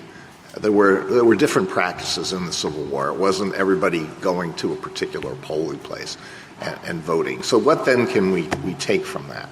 Should we just take from that, well, this was an incredible national emergency where extraordinary measures had to be taken. What should we take from that? What would an ordinary person have thought Election Day meant in 1872? I think they would have said that's the day by which, at a bare minimum, the ballots have to be cast and received into official custody. And I think they would have, to the extent they were thinking about the Civil War history, I think the thing that would have impressed them is that even at a time of great national emergency, every one of the states insisted that the ballots be received into official custody by Election Day, whether by proxy or by field voting. Nobody said, it's a Civil War. Let's give them a month. Nobody said that. And people literally went into harm's way in order to do field voting, and they all did it by Election Day. That seems to me to powerfully reinforce the idea that in 1872, if you told anybody, hey, all this means is you got to cast your ballot, but the state can receive it for up to 21 days later with or without a postmark, I think they would have thought that you were talking about a different country. Well, let's take the last of the days, 1914. My understanding is that Maryland departed from your position a couple of years after that. Did anybody say at that time, wow, Maryland is violating the Election Day statute? I mean, I don't know that they did in 1918. I don't know all the details of that. I think actually the first couple of these statutes that my friends try to count really are something different, which is they really allowed you to sort of vote in one district by Election Day and then have that election official give it to another election official. So I don't think some of those count. What I would say, though, is in 1944, Montana passed an extraordinary law that tried to extend the ballot deadlines for ballot receipt, and they did it in World War II, and they did it for the best of intentions. And in the Maddox case, which the parties cite in the briefs, it's this kind of extraordinary case where the Republican Party and the Democratic Party of Montana both joined forces to go to the Montana Supreme Court and said, is this law lawful? And the Montana Supreme Court said it's not lawful, it violates state law, but they also said it violates the federal law specifying Election Day. Okay, thank you. Justice Sotomayor? But the rule of decision was based on state law in Maddox. What is it? I disagree. I mean, you can all read it for yourself. I mean, I know my friends on the other side say that. I've read the case like seven times. In D.C., I vote by going to a ballot box that's on the city streets, all over the city streets. Is that receipt by a state official? I just go to the ballot box. It's locked. I don't know and don't remember if it's time-stamped or not. But the city, I don't even know if it picks it up before Election Day. It certainly picks it up at some point. Is that legal under your theory? I think that's compliant with the federal election. Why? There's no state official who has received it. A ballot box has received it. It's official state custody, and I think it's important to remember that when ballots come into official state custody, and this is true under Mississippi law as well, at that point the state treats it very seriously and establishes a chain of custody. I mean, if you want to look at in the petition appendix at Mississippi statutes, the provision so that it's different. It's different for you in kinds because a military officer like Rhode Island and Nevada during the Civil War, even though they were federal officers, not sworn in the state, they were official enough. Is that it? It was official. An empty a ballot box with no person next to it is official enough. But the Postal Service is not. The Postal Service is not. I don't know all the details about what Nevada and Rhode Island did. I'm actually not even sure the Nevada statute was ever implicated because Nevada didn't become a state until the Civil War was basically over. But in all events, I think the statute that's issued here is worth reading. If you look at 89A of the petition appendix, I mean, they go to Mississippi once it's in the ballot box. And this is true of the absentee ballots that are received within 5 days. They go into lockdown. The registrar is told to record the number of ballots in the box at the end of every day. They are specifically treated essentially as to have a chain of custody to ensure that if somebody alleges there was monkey business in this election, they have a clear record of chain of custody that can show, no, there was not. There's nothing like that when you drop it in the mailbox. There's nothing like that when you use FedEx. And I don't know, they say it's illegal to recall your ballot, but the post office allows you to do that. The FedEx allows you to do that. As Justice Gorsuch indicated, I don't think there's any way the state would even know it happened. We have a state government official lawyer telling us on behalf of the state how to read their laws. where are we on an issue that was forfeited below and not raised below are going to assume to the contrary now? It was raised below. This was raised in the reply brief in the Court of Appeals. When my friend referred to it not being raised till the reply brief, I assume he was referring to in the Fifth Circuit. But it's in the Fifth Circuit decision, so it's properly before this Court. Justice Kagan? Mr. Clement, I'm wondering what you make of the 2022 amendment, because that pretty clearly suggests that voting can take place not just on a day, but in a period. And what are we to make of the fact that Congress just a few years ago said there's a period of voting, and we're fine with that? So to me, the most sort of striking thing, if we're talking about the same statute, the Electoral Count Reform Act, ECRA, or whatever it is, to me the most striking thing is there's one change to the Federal Election Day statute in particular, and it creates a possible exception for force majeure events. And I would view that as the only exception that Congress created when it looked at this. Yeah, but the exception for force majeure events assumes a baseline of a period of voting. It talks about a state modifying the period of voting for those special events. But the baseline is that the state has a period of voting, which it then modifies for force majeure events. So I think that this is not like some special exception. It's an exception in the statute that assumes that a state is going to have not a day of voting, but very likely a period of voting. So I would think that the period of voting would refer to is the practice of early voting, which we're not taking issue with here. And as I said, that has a distinct history. But I don't think they were saying the period of voting could last until after the election, because if that's what they had in mind, there would be no reason to create an exception for force majeure events. It would just be part of the period. And could you tell me, going back to this, we're not taking issue with early voting, how it is that you're not taking issue with early voting? Because every time I sort of try to state what your rule is, it seems to me it's a rule that prevents early voting, because you're basically saying there are two things that have to happen, and they have to happen on Election Day. And it's the voting and, the casting of the vote and the receipt of the vote, and both of those things have to be on Election Day. And just like a normal person says, okay, well, when I early vote, I'm not doing that on that first Tuesday. So I get why an ordinary person would think that, and for what it's worth, like a couple of ordinary people read your Foster against Love decision and thought, whoa, this gets rid of early voting. And they brought challenges in the Ninth Circuit, and they brought challenges in the Sixth Circuit, and all those challenges were rejected. They did it right in the wake of... Let me suggest to you that they were rejected because it just seems inconceivable that on the basis of this kind of evidence, we would reject these practices that are so entrenched in 30 states. But the problem still remains is that your theory would have us reject them. No, I don't think it would. And, it's my theory, so I'll tell you what it is. These things have to be consummated by Election Day. I'm not making that word up. It's not the word I would make up if I were making up words. But it's the word that this Court used in Foster against Love. So that's where the theory comes from? It comes from the word that this Court used in Foster? Yes, and that was a word don't look so, because a word that we used in Foster is the premise for your being able to separate Mississippi's law from every early voting law in the world, even though your basic theory should say that the early voting laws are also verboten? No, with respect. I said two things when I first answered this question. The differential history. And I think it's worth reading Judge Kleinfeld's opinion on this. It's a Kiesling case in the Ninth Circuit, because he goes through this in quite some detail, and he admits there's actually a pretty good argument based on the text and Foster that early voting is problematic. But he nonetheless, even though he thinks it's a pretty good argument, comes to the conclusion, not because he thought it was crazy, but because the history is different, which was marshaled in that case in particular, and Foster talks about everything needing to be consummated by Election Day. And I don't think it was just a random word.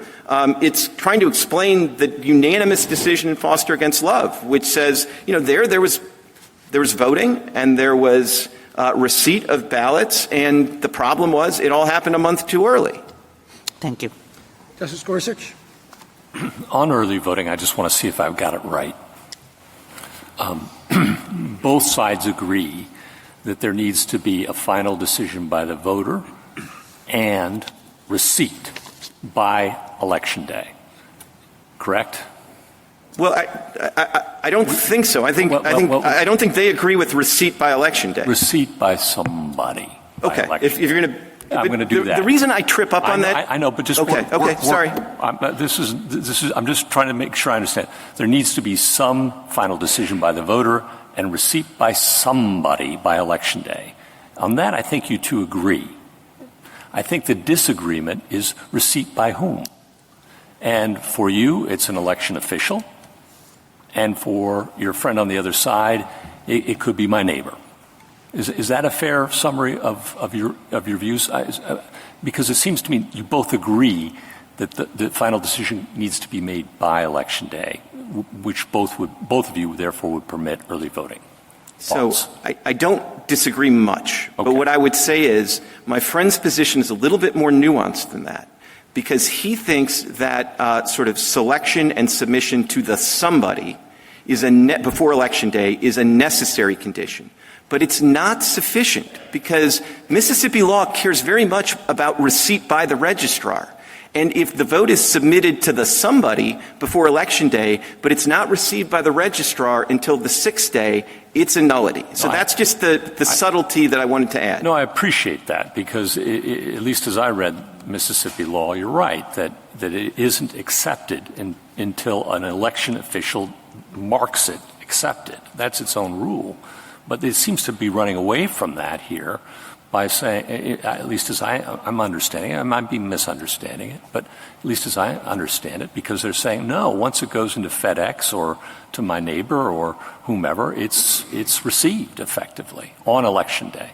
See, I don't think they've quite gone that far, because, they can try to quibble about the sort of receipt rule in the reg, but the statute itself absolutely requires receipt by the registrar within 5 days. Yeah. And then the statute itself goes on to say that if it's not received by the registrar within 5 days, even though it was submitted, even though it went to FedEx, it's a nullity, and it must be destroyed. I mean, Mississippi takes its receipt deadline so seriously that if you miss their receipt deadline, your ballot is destroyed. If we were to rule against you, is there anything that would limit states from allowing receipt by election officials up until the day of the next Congress?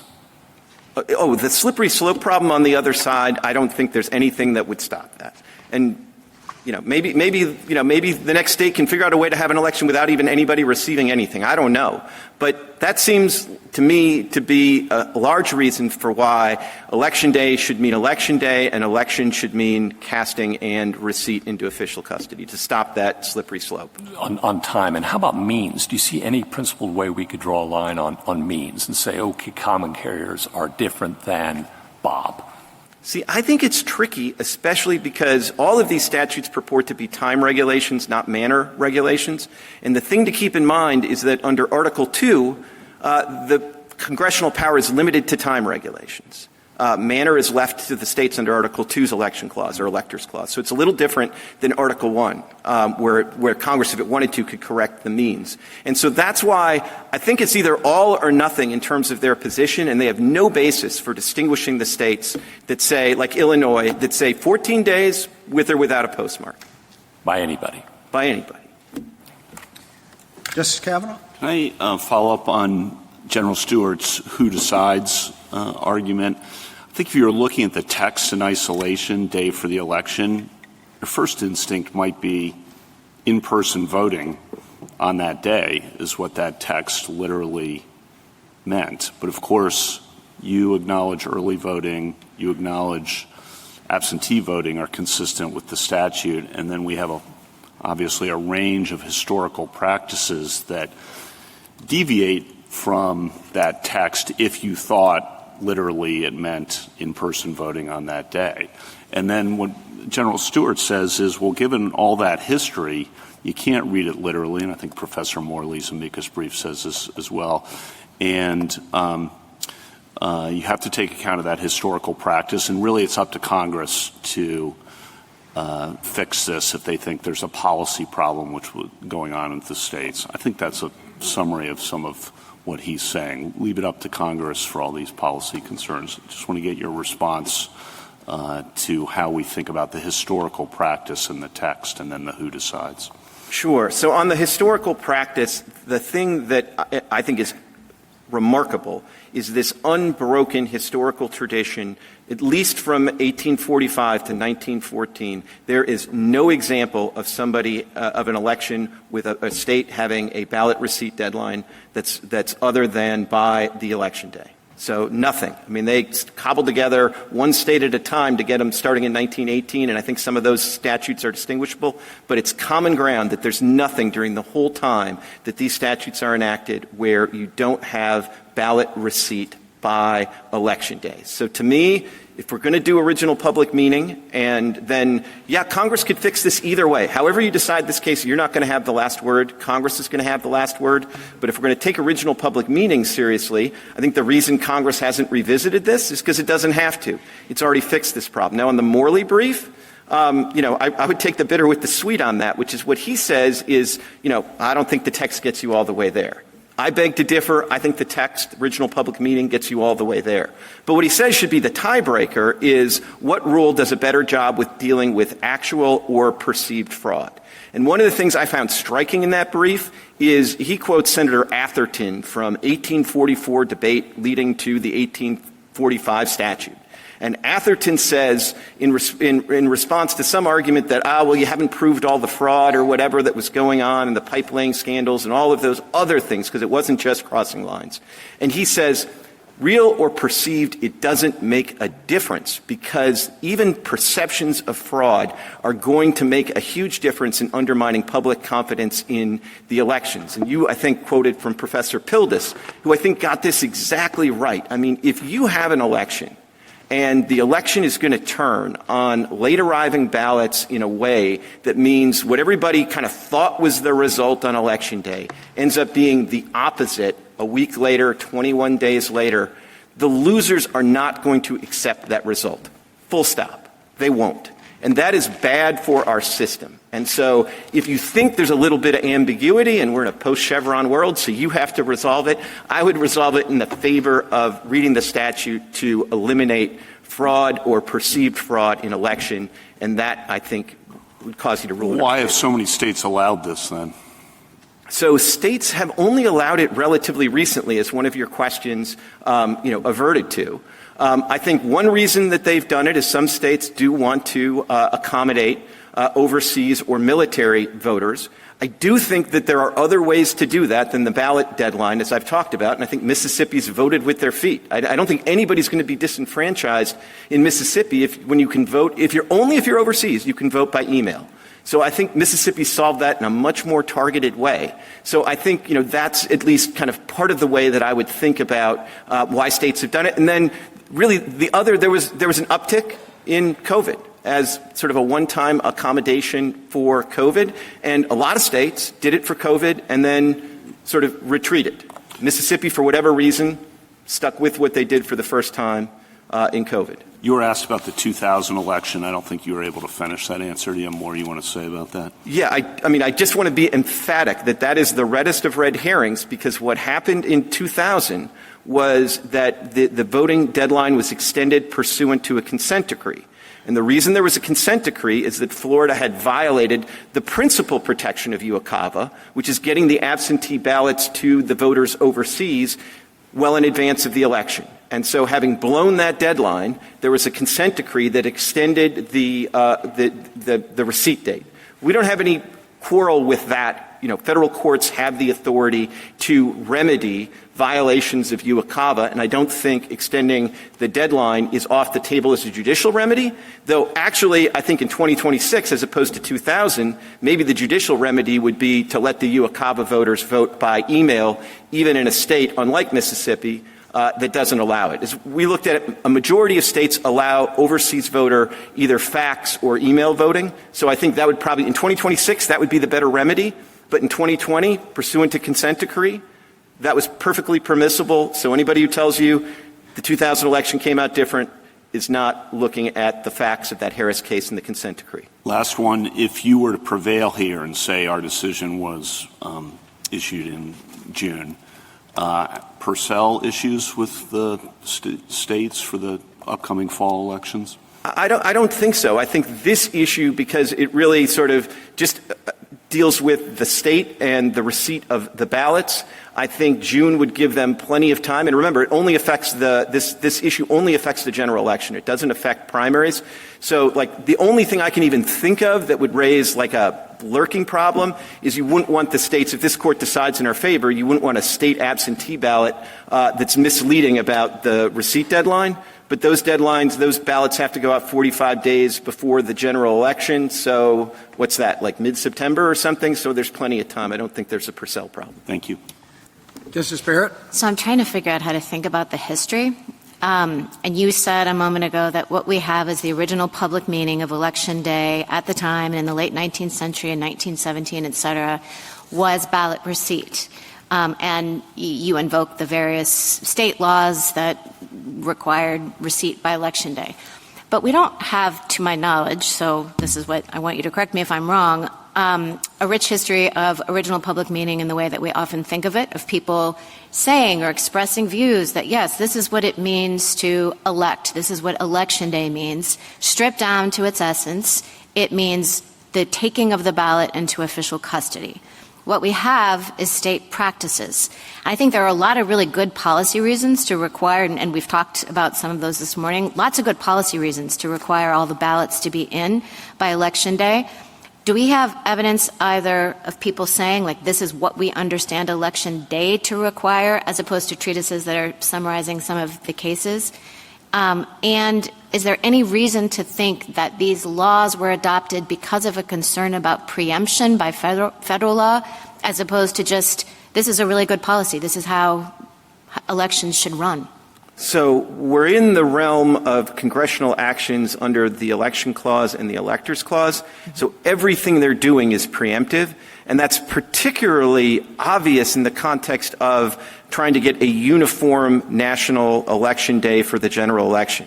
So I think we're like in the absolute epicenter of intertribal here, because not only is it like sort of preemptive by its very nature, but it's Congress trying to create uniformity across state lines. So Congress was sort of appalled by what had happened with the staggered deadlines and disparate deadlines in the states. So I think the preemption part of that is kind of relatively straightforward. Now, on the history, this is where I just think the Civil War practice is so powerful, because my friend says, well, when they were first passed, like the difference between casting and receiving the ballot into official custody hadn't ripened.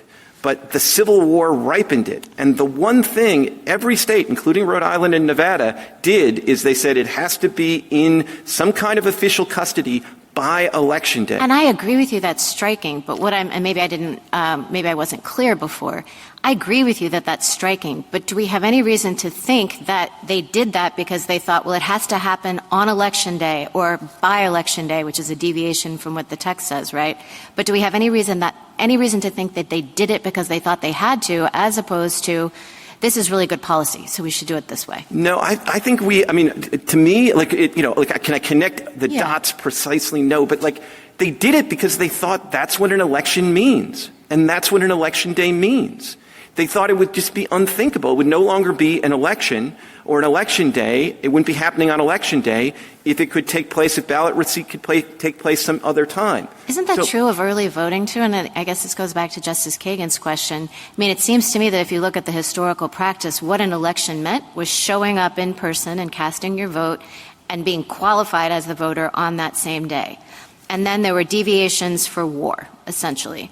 But why would absentee voting in a widespread way by civilians or early voting, why is that permissible? Because if we're just going to say that historically it needs to look like it always looked, how come those features fall out? I would say they probably fall out because nobody thinks they're essential, which is to say, if a state wanted to have early voting but no voting on Election Day, maybe that would be a hard case. But, those I think have been understood, and there's a different history for those, because if a state wants to say you can come in and you can mark your ballot and put it into official custody a week early, that doesn't sort of vitiate the whole idea of an election day. Whereas if you can still have ballots being received after Election Day, I think that vitiates the whole notion of Election Day. And if you're interested in Professor Morley or Justice Kavanaugh's tiebreakers, there's not the same concerns about fraud, about the losers not being able to accept the outcomes when it comes to early voting. But there's a distinct problem with voting with ballots that come in, and particularly if they're going to tip an election. And as Justice Gorsuch indicated, like maybe it's happened, maybe it hasn't, but it will. And at that point, there's just no way the loser is going, whoever it is going to accept that outcome, and the supporters aren't going to accept the outcome. And so that's something that I just don't think is implicated by early voting. Thank you. Justice Jackson? Except people accepted the possibility of that outcome for 100+ years now, because this idea of the votes being cast by Election Day and counted after Election Day has been around, right? I mean, it's not like we're talking about a brand new thing from Mississippi from the standpoint of no one ever had a post-Election Day ballot deadline before. And so I guess I'm just concerned about the various conclusions that you would have us draw from these historical practices, because it seems to me that we have a very long history of states having a variety of different ballot receipt deadlines to include after Election Day. So kind of 3 points about that. I mean, one is I don't think it's true that there was this 100-year sort of pattern and nobody raised an objection. I think the Maddox case in 1944 is a powerful example that the idea that Election Day means Election Day is not something that only occurred to lawyers in the post-COVID world. The second thing I would say is, as a practical matter, if one or two states at one time in the 1920s had a law that deviated, maybe that's not something that really makes that big a difference. But in a world where some states essentially have all of the voting be absentee, lots of states have gone to no excuse absentee voting, it may be that a lurking problem has just become much more obvious because of the magnitude of what's going on in the present day. I guess I don't understand why that isn't, the variety that you're describing isn't a strike against your view that Congress has precluded this. I mean, others of my colleagues have looked at or talked about Congress legislating in this area. They are obviously aware that there are states that are doing this, and they have not spoken to it. They have not specifically precluded it. Now, you say that maybe that's because they assumed that Election Day in the federal statutes that we're examining from 100 years ago does the work. But Congress is today considering an election-related statute that would specifically prohibit this, which means that Congress probably didn't understand its existing legislation to do this. I mean, I haven't studied the current legislation. I think it probably does quite a bit more than this and probably affects other elections, like primary elections. I don't know for sure, though. I haven't studied it. But it does address this. It specifically addresses, and we're talking about the Make Elections Great Again Act, specifically addresses the idea of preempting state post-election day ballot deadlines. And so if that's true, then it seems like as though Congress doesn't believe that its current legislation has done this work. Well, Congress probably doesn't know how this court is going to decide this case. So it probably can legislate against that veil of ignorance. Right. The worry is that you want this court to decide the case rather than have Congress do it. No, and that's, I mean, two things I think are important. However this court decides this case, Congress has the power to revisit it. That's, I think, common ground among the parties. The second thing that's common ground among the parties is that the federal election day statutes preempt something. And so the only question is, what do they preempt? Do they just preempt casting ballots and giving it to the mail service, as my friend suggests, which, as Justice Gorsuch elucidated, leads to a huge slippery slope problem?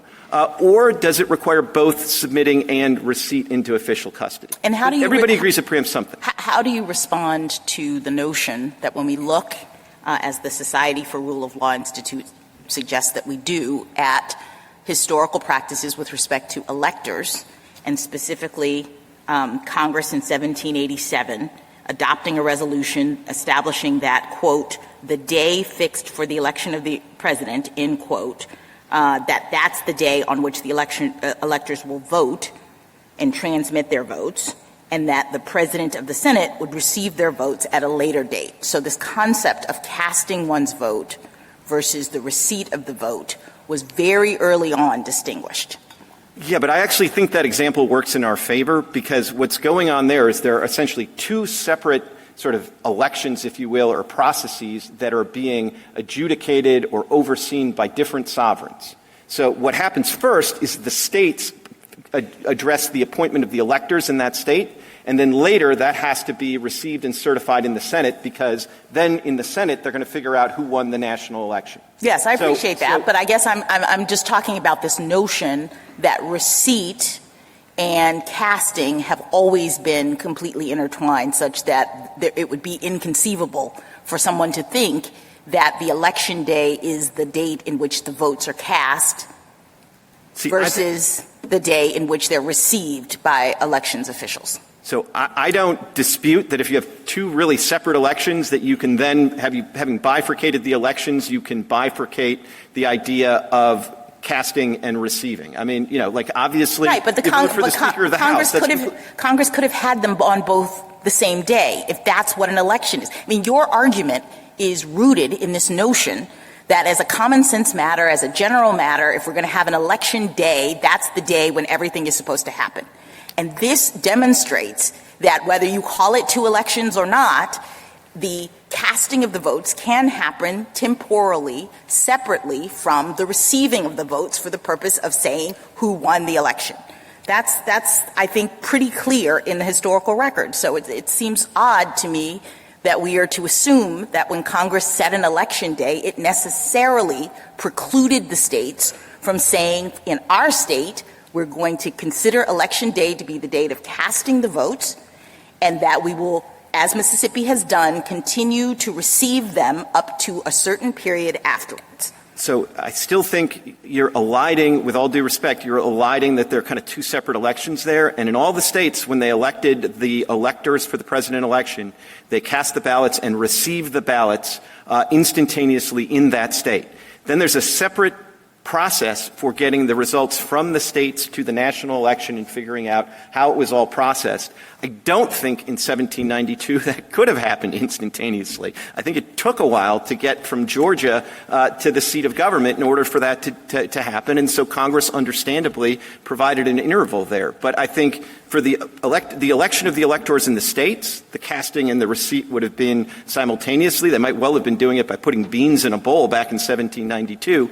But I think as the parties agree, by about 1845, certainly by 1872, the process of voting by ballot had been well established, and those were cast and received instantaneously. Thank you. Thank you, counsel.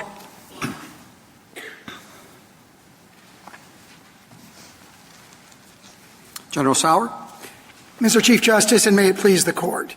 As the argument so far reflects, Mississippi's theory of election is so general and permissive that it would authorize statutes that Congress could not possibly have approved in the 19th century.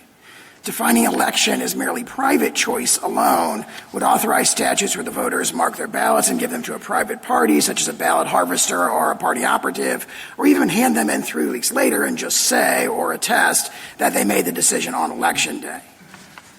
Official receipt is at the definitional heart of election. Every source from the 1840s onward that addresses the specific question treats official receipt as essential to an election. Mississippi cites a few definitions that are too general to address the question, but they cite no authorities holding that a vote can be perfected by anything other than official receipt. I welcome the Court's questions.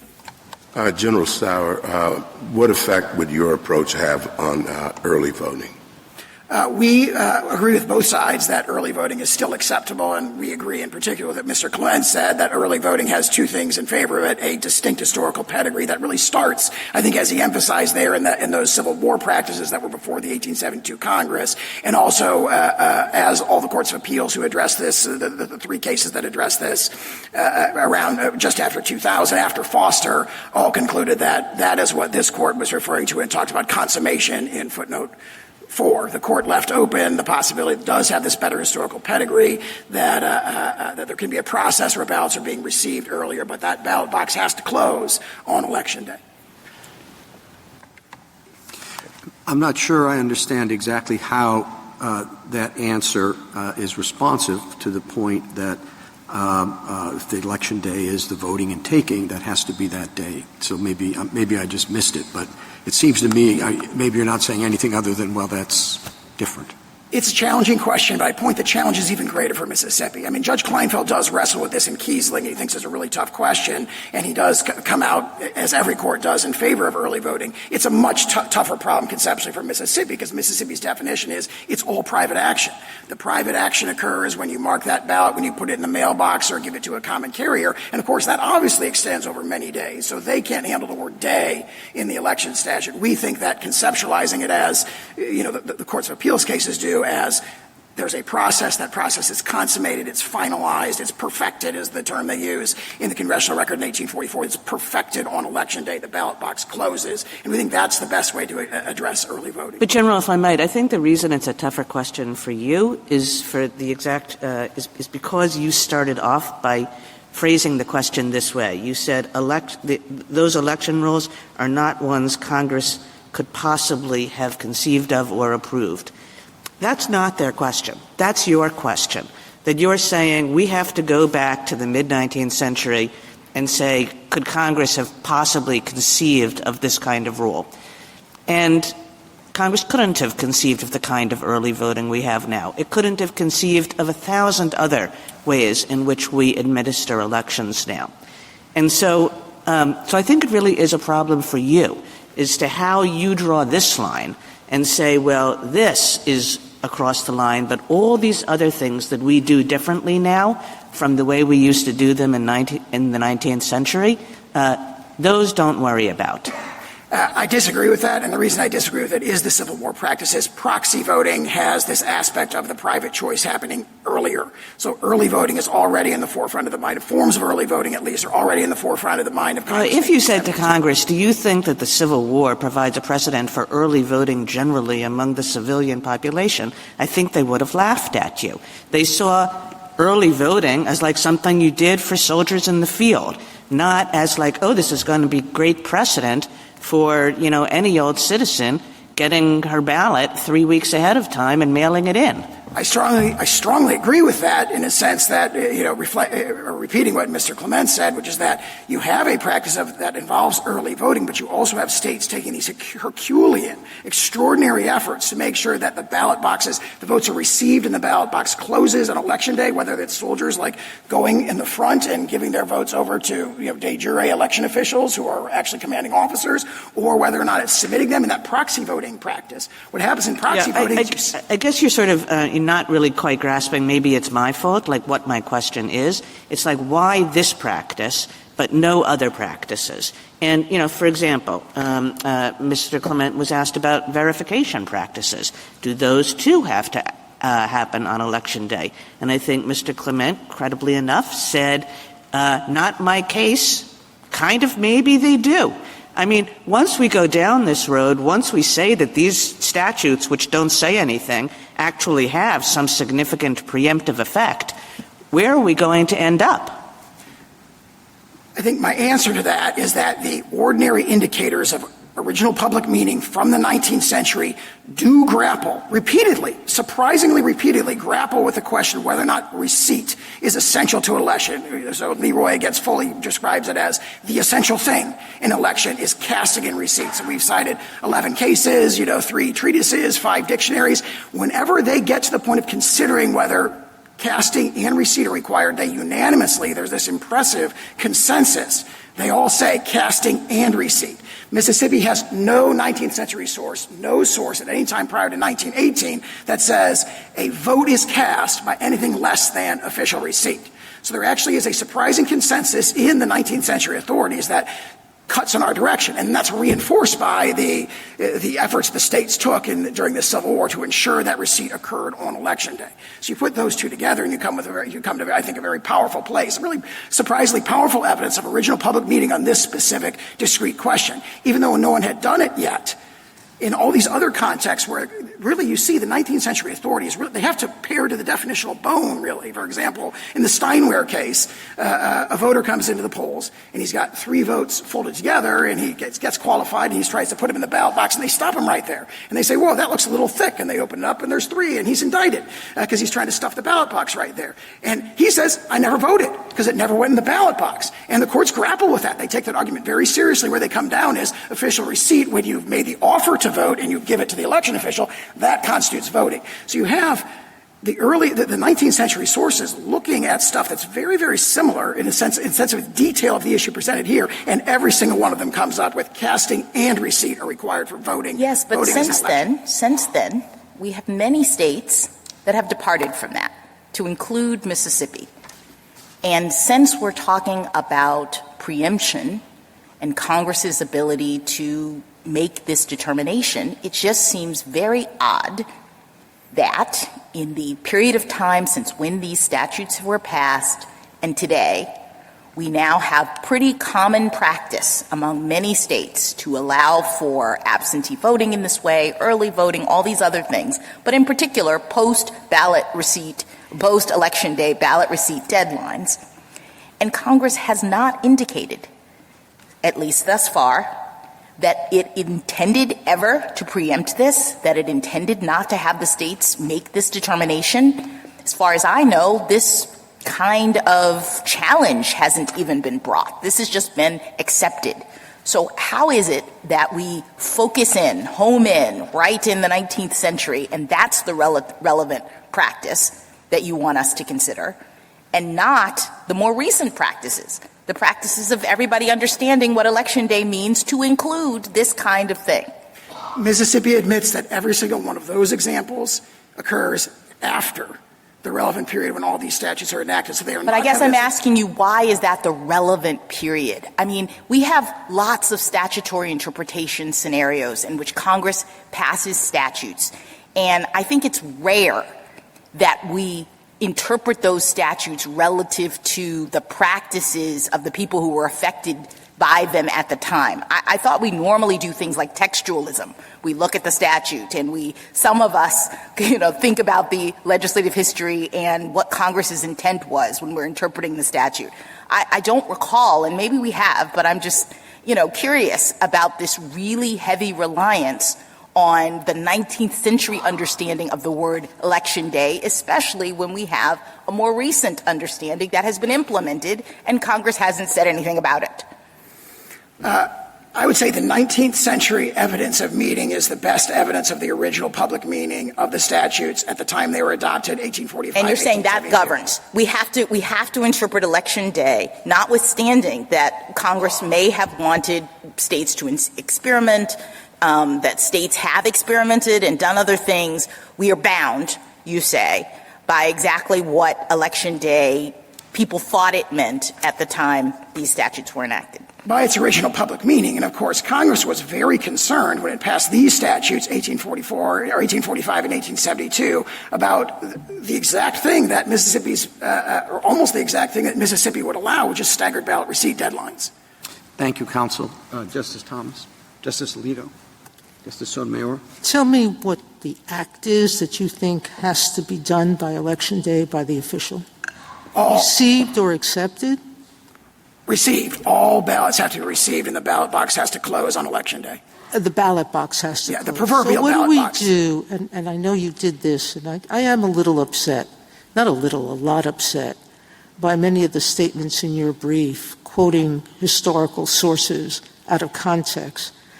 But the Payne's Treatise on the Law of Elections to Public Officers, you claim, had a traditional rule was that the legal votes duly offered at the polls but not actually deposited in the ballot box cannot be counted. But I look to that treatise, and it says in some of the states that is the rule, but that in others, and also for the U.S. House of Representatives, the rule was the opposite. As Payne wrote, it was in 1888 an established rule of the House of Representatives of the United States that a vote duly offered and unlawfully rejected, so it wasn't accepted, at the polls, will be counted in a contest even if not accepted by officials on Election Day. And we have another source you cite, the American and English Encyclopedia of Law. You selectively quote from that snippet that the, quote, act of voting was not complete until the ballot was deposited in the box.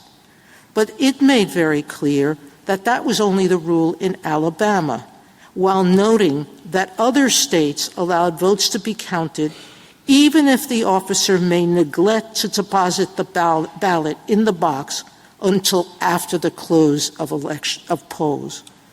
So it seems as if your rule is already historically destroyed at the time of these examples that you quote to us.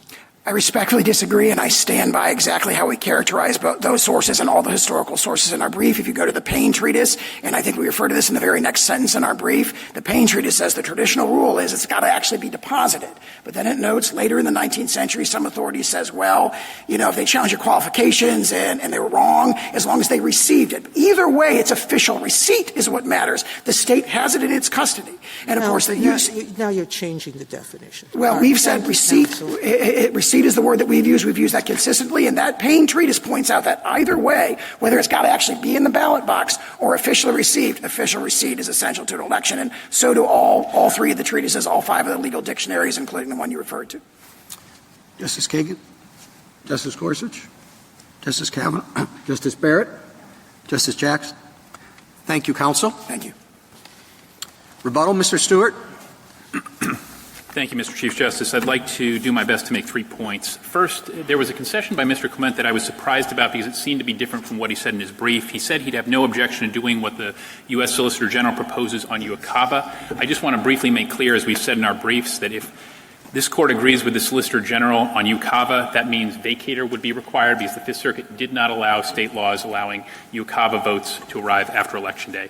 Second, I want to try to tie together some points that go back to Justice Barrett's questions, Justice Kagan's questions, Justice Sotomayor's questions, some other questions about 19th century history here. My friend, Mr. Clement, emphasized, the Solicitor General did as well, hey, those show that you needed ballot receipt.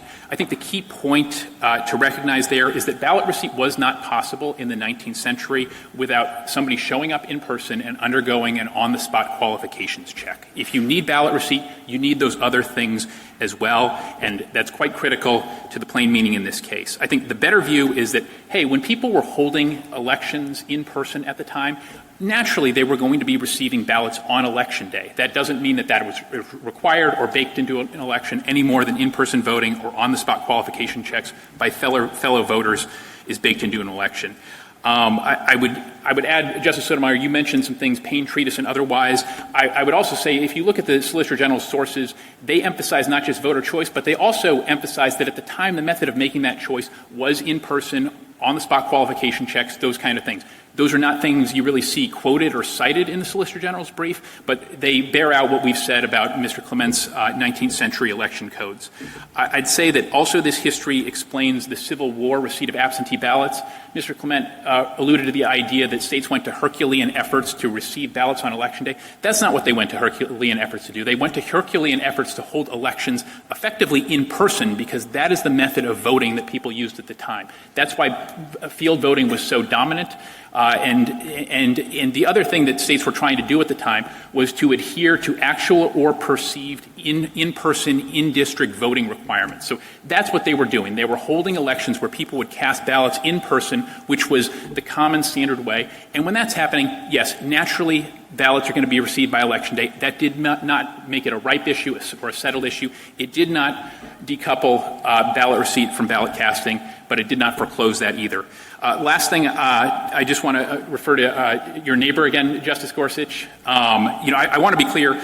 We have not made the argument for the neighbor to be allowed to cast ballots, but I will say that I would emphasize my friends do allow the neighbor to cast your ballot. The neighbor just needs to be designated, I think, as Mr. Clement put it, cloaked with government authority.